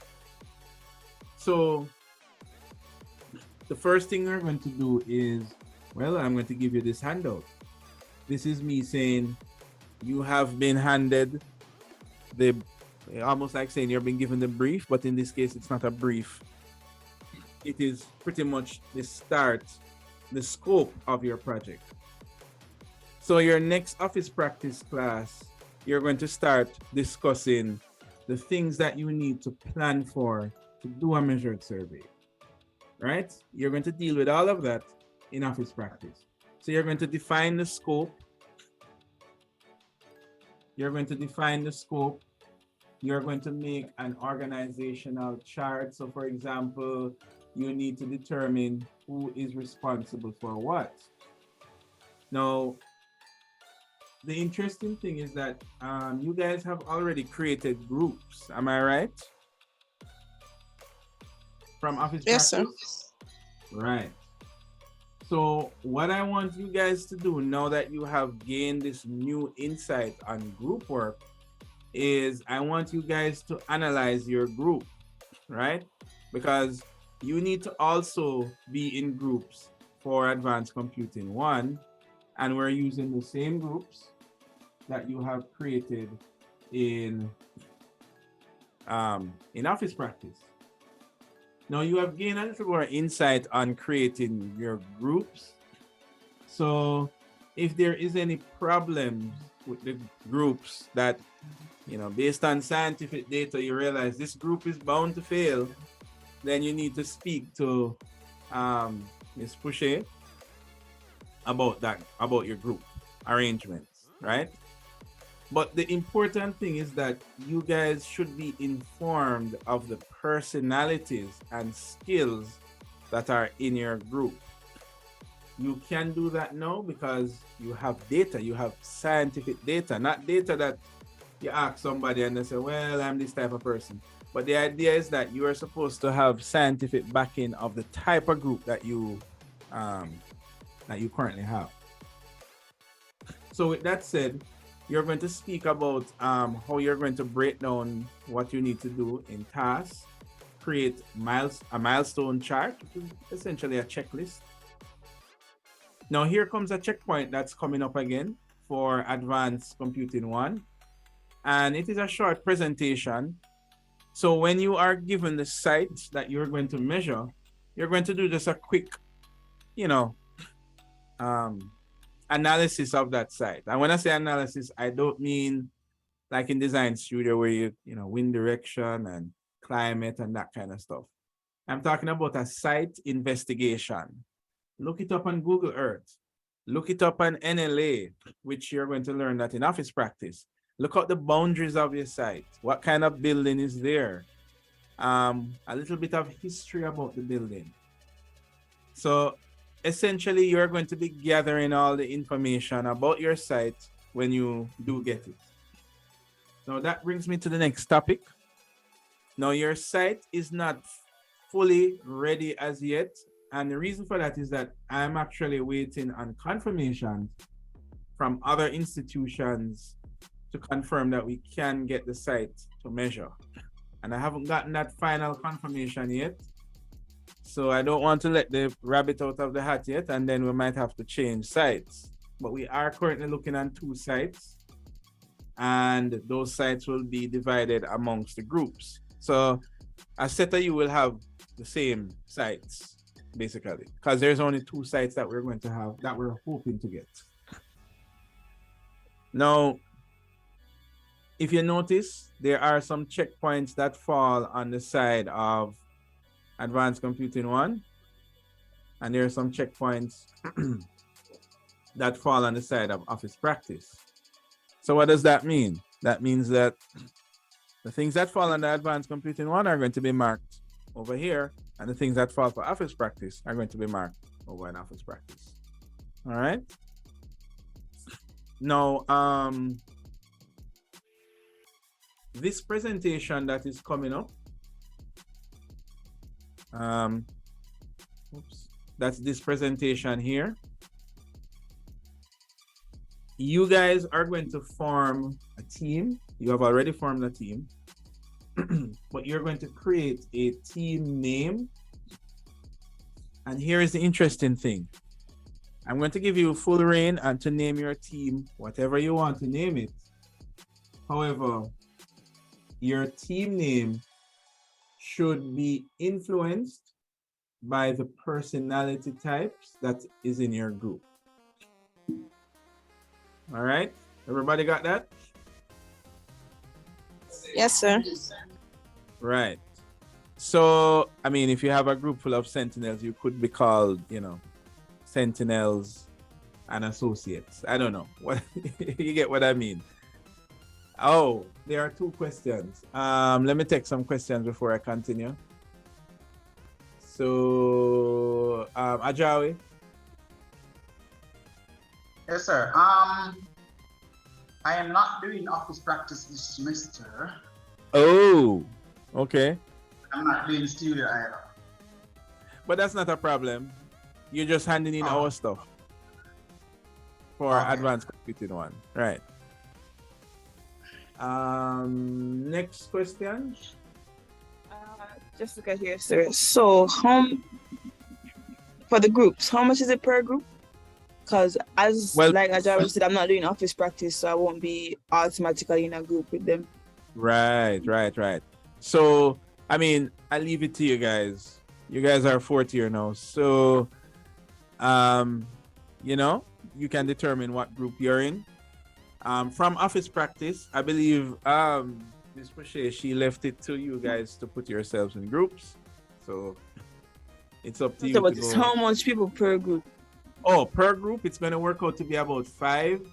It cannot be more than 7. All right, I would almost say 6, but yeah, 7. Right, so it's it is recommended that you have above 4 and below 7. All right. Now, right. So for your presentation, guys, so your group name is going to be based on the personality types that are in your group. You can come up with whatever creative name. You also need a logo and you need a slogan. All right. So, if your group is KFC, then your slogan is, finger licking good. What I mean. All right. Okay. So this presentation, I haven't put the date for it yet because you need to be given your sites, and I'm waiting on some confirmation emails, which I hope to get in this week. But based on our schedule, we need to have the kickoff for this today, so that's why we're doing it today. All right. Now you guys need to next create a Gantt chart. You're going to learn about that in office practice, or if you're not in office practice, you already know how to do that. Then we're going to go on site. That is step 7. Now, currently, our plans for going on site, we're not utilizing the university bus, as that always has a bunch of drama tied up with that. But don't worry, the sites will be very close. They usually are. So we are going to be carpooling. I'm going to be available. Ms. Boucher hopes to also be available, and we will work it out among students, even if we have to make trips. But we're trying to make this as simple and less complicated as possible. So we will be using our own modes of transport to get to and from the site. Now, there are going to be 2 site visits. So you need to collect all your information in 2 visits. All right, guys? Because it's a building that needs to be opened up, and usually we're doing historic buildings, and it's usually like not heavily guarded, sorry. There's usually a procedure to get inside. Ajawi, is it that you have an next question? Oh, sorry, sir. No. Okay, right. Now, if there is anybody that's going to be remote, I'm hoping that everybody is face to face. But if there's anybody that's remote, as in you're in another country, well, let's have a conversation about that separately to see how we can resolve that. But you know, you'll still be able to take part. It's just that you won't be able to go on the field, the study, the field trip for the measured survey. All right, talking about step 8 now, which is here. So as I said before, we're going to be using Revit to do this job. We are going to be using collaboration in Revit. Who remembers how to use the collaboration features in Revit? Go by the showing of hand. Every year I ask this question, I get no hands. Pain. Exactly. So this is why we're doing this twice, right? We introduce it to you in 3rd year, and then you have to use it extensively in 4th year, right? It's going to play a major part when you go there in the field, especially that COVID has hit, and a lot of people are working from home, but you still need to collaborate. So this is going to play a major part. And now that we have like put most of the planning things in office practice, we can spend more time learning about collaboration in BIM. All right, so step 9 is you're going to be designing your cover sheets, right? And cover sheets is a topic that you cover in, you get it, cover, anyway, that you cover in office practice. In office practice, you learn about how to organize your sheets, how to name your sheets. So that is something that you're going to be looking at on that side. And then the final step, you will be submitting your PDFs and Revit files, which is very similar to what you did last year when you did the BIM. So you'll be submitting that to be marked. So that is essentially your journey throughout this project, right? Next, I have deliverables. So that first presentation that we spoke about is 5%. Each team is to prepare a short presentation which gives an overview of the given site, along with a brief research into the history of the site and any other site current information that can be found about the property, right? As I said, your team, you're operating as almost like a firm. So you guys need to have a name, a slogan, and a logo. All right. I'm hoping that we have just about maybe 6 teams, if not 5 in total. All right. So your measured survey, when you go on to do your measured survey, you're going to collate that information and submit it. That's the next 5%, and that's a PDF file. This is important. This is a demonstration. We usually do this every year as well. This is where your team, you will need to select a BIM manager. Essentially, this is pretty much the most techie guy that's on your team, or girl, lady. And that person will be in charge of making sure that everybody's, you choose the right cloud storage. You have everybody set up with Collaborate on Revit and all of these things. We will do that as a kind of demonstration. I don't put presentation because you don't have to prepare a presentation. But what will happen is that we'll come to class and I will say, okay, group 3, demonstrate to me the setup for your BIM project. And you will, for example, say, hey, this is the platform we're using. These are all our users that is set up in Revit. These are the folders that is in our cloud storage. And essentially, there are some pointers that you need to hit, and then you will be graded based on how prepared you are at that checkpoint. The final checkpoint is, of course, to hand in those drawings, which is step 4. And it is simply as submitting your PDFs and submitting your Revit file and submitting physically printed drawings to the office. Can you believe it, guys? We are back to the physical world. Aren't you happy? No. I know you would say that, but we have always collected physical drawings for this project. Now, why do we collect physical drawings? Well, and I put this in the handout, you guys will be going down in history, right? Traditionally, we usually deliver the best project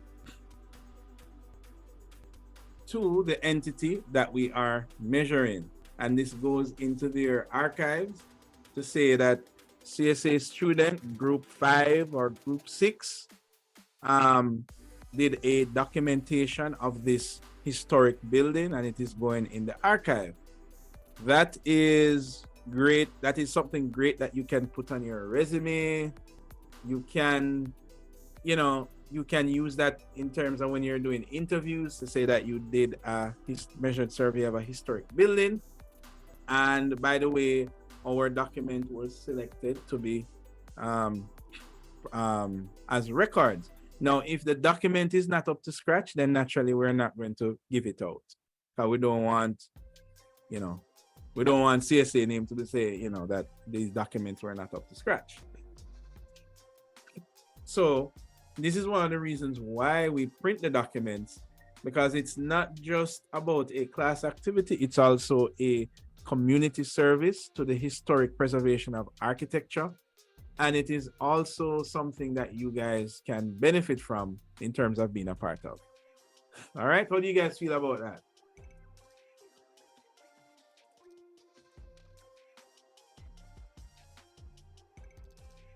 Crickets? Okay, I can see that you are overjoyed. Anyway, continuing with the quickly going through the handout. These are just some submission details, things like sheet sizes, critical information that you need to have, such as the name of the building, name of your class, name of group members, sheets that has to be included, important information, tips, books that will help you. I'm going to leave it up to you guys to go through this handout. All right, so how do you guys feel about this, your major project? Are you guys excited? Like a lot of work. Not really. Oh boy, from my point of view, you guys okay, tell you what, talk to somebody in 4th year and tell them what you have to do for your major project, and I guarantee you they will be very jealous, right? And this is how it is with technology, and just human nature. We tend to improve every year, get more efficient. So I think that from my point of view, the workload has been significantly reduced because it's more streamlined, and you still get to learn the same things that you should learn from your course of study. Apart from that, I know that printing is a headache, but guys, you need to learn how to print. Like, you just cannot go in an architectural firm and have no experience with actually printing, going to a print tree, collecting the prints, making sure there are no errors, arranging the sheets. That is the core of what you will end up doing in an architectural office. So I think you should be very happy that you have to actually print this project. As much as it's a money thing, but it's something that is very critical. All right. Okay, so we have gone totally overboard with our class today. As I said, I apologize that we started a bit late, but we are planning for the assembly tomorrow, which I hope to see everybody. We will speak more about this on Monday. And you will also be speaking about this project in your office practice class. For those of you who are not doing office practice, don't worry about it. You'll just be focusing on the drawing. All right, guys. So that is our class for today. I'm going to run to our next class, but I am going to leave the mirror board open for maybe another hour. I don't see anybody on it. So oh no, people are still there. Okay. So I'm going to leave the mirror board open for just a while for those of you who did not fully complete your activity, or maybe those who didn't come to class and maybe they can see if they can catch the tail bit of this class activity before the door closes. So I'm going to leave this open for a while. Complete your personality profile. Remember to keep the results for yourself. And remember to submit the form. That's what I'm using to confirm that you have done this activity. And that's it, guys. That is our class for today. All right. I feel good that, yeah. I was saying that you said about the assembly tomorrow. Right. So CSA is having an assembly tomorrow with all CSA students at 2 o'clock in LT 50. So the assembly is basically all CSA students from all years coming together in one space, and we'll be doing just 1 or 2 presentations from past CSA students talking about the type of jobs that they have got and their experiences in the industry. And if you have ever maybe wondered, what are they doing in first year now, or maybe if you're in first year wondering what are they doing in fourth year now, it's a good way to have like a kind of cross exposure with everything that is happening in CSA. So that is what is happening tomorrow at 2 for about 2 hours, I believe. All right. Okay, sir. Okay, guys. Well, I feel good that. Oh yeah, more questions?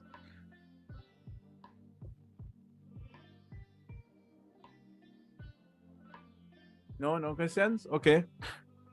I feel good that. Oh, the chat. Oh, right. There is stuff happening there. Right. For those of you who have a variant, like a -A, put your name under the primary. So for example, if you have INTP-A, then just add your name under INTP, and then you can put the -A variant in under your name.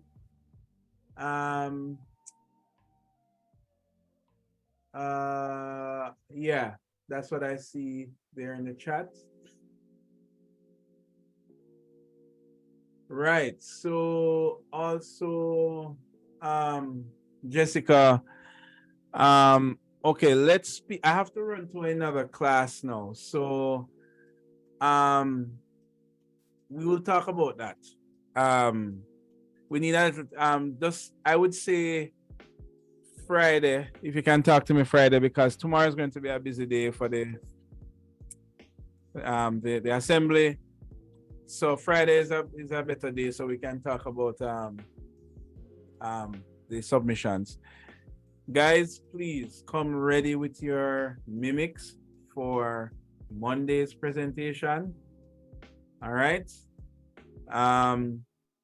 We have to move right into the whole measured survey and all these other lectures about teamwork and collaboration. So we don't want to push things back, because my objective is for you to be done with this course before your final crit, so that you can spend the last couple of weeks not having to worry about any major deadlines with this module. All right. Okay, so I'm going to leave you now, guys. Thanks for coming, and I will see you again on Monday. Looking forward to our presentation. All right. Okay, sir. Take care. Yes, sir.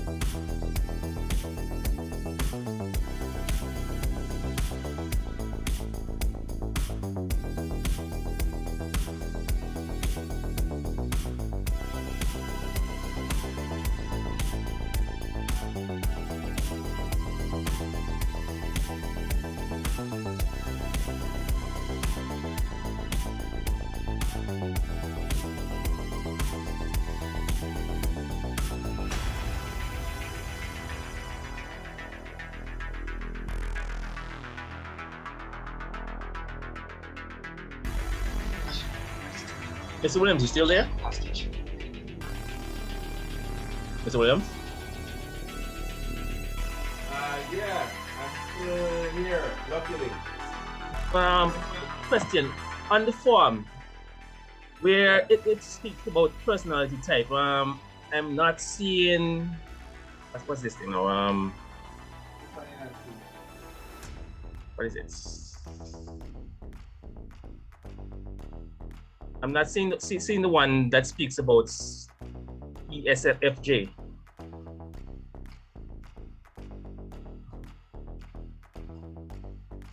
Defender? Oh, ESF. Refresh it. Okay. Because I had added it in after the data. Yeah, it's there. It's at the bottom. So just refresh. Okay. Yeah.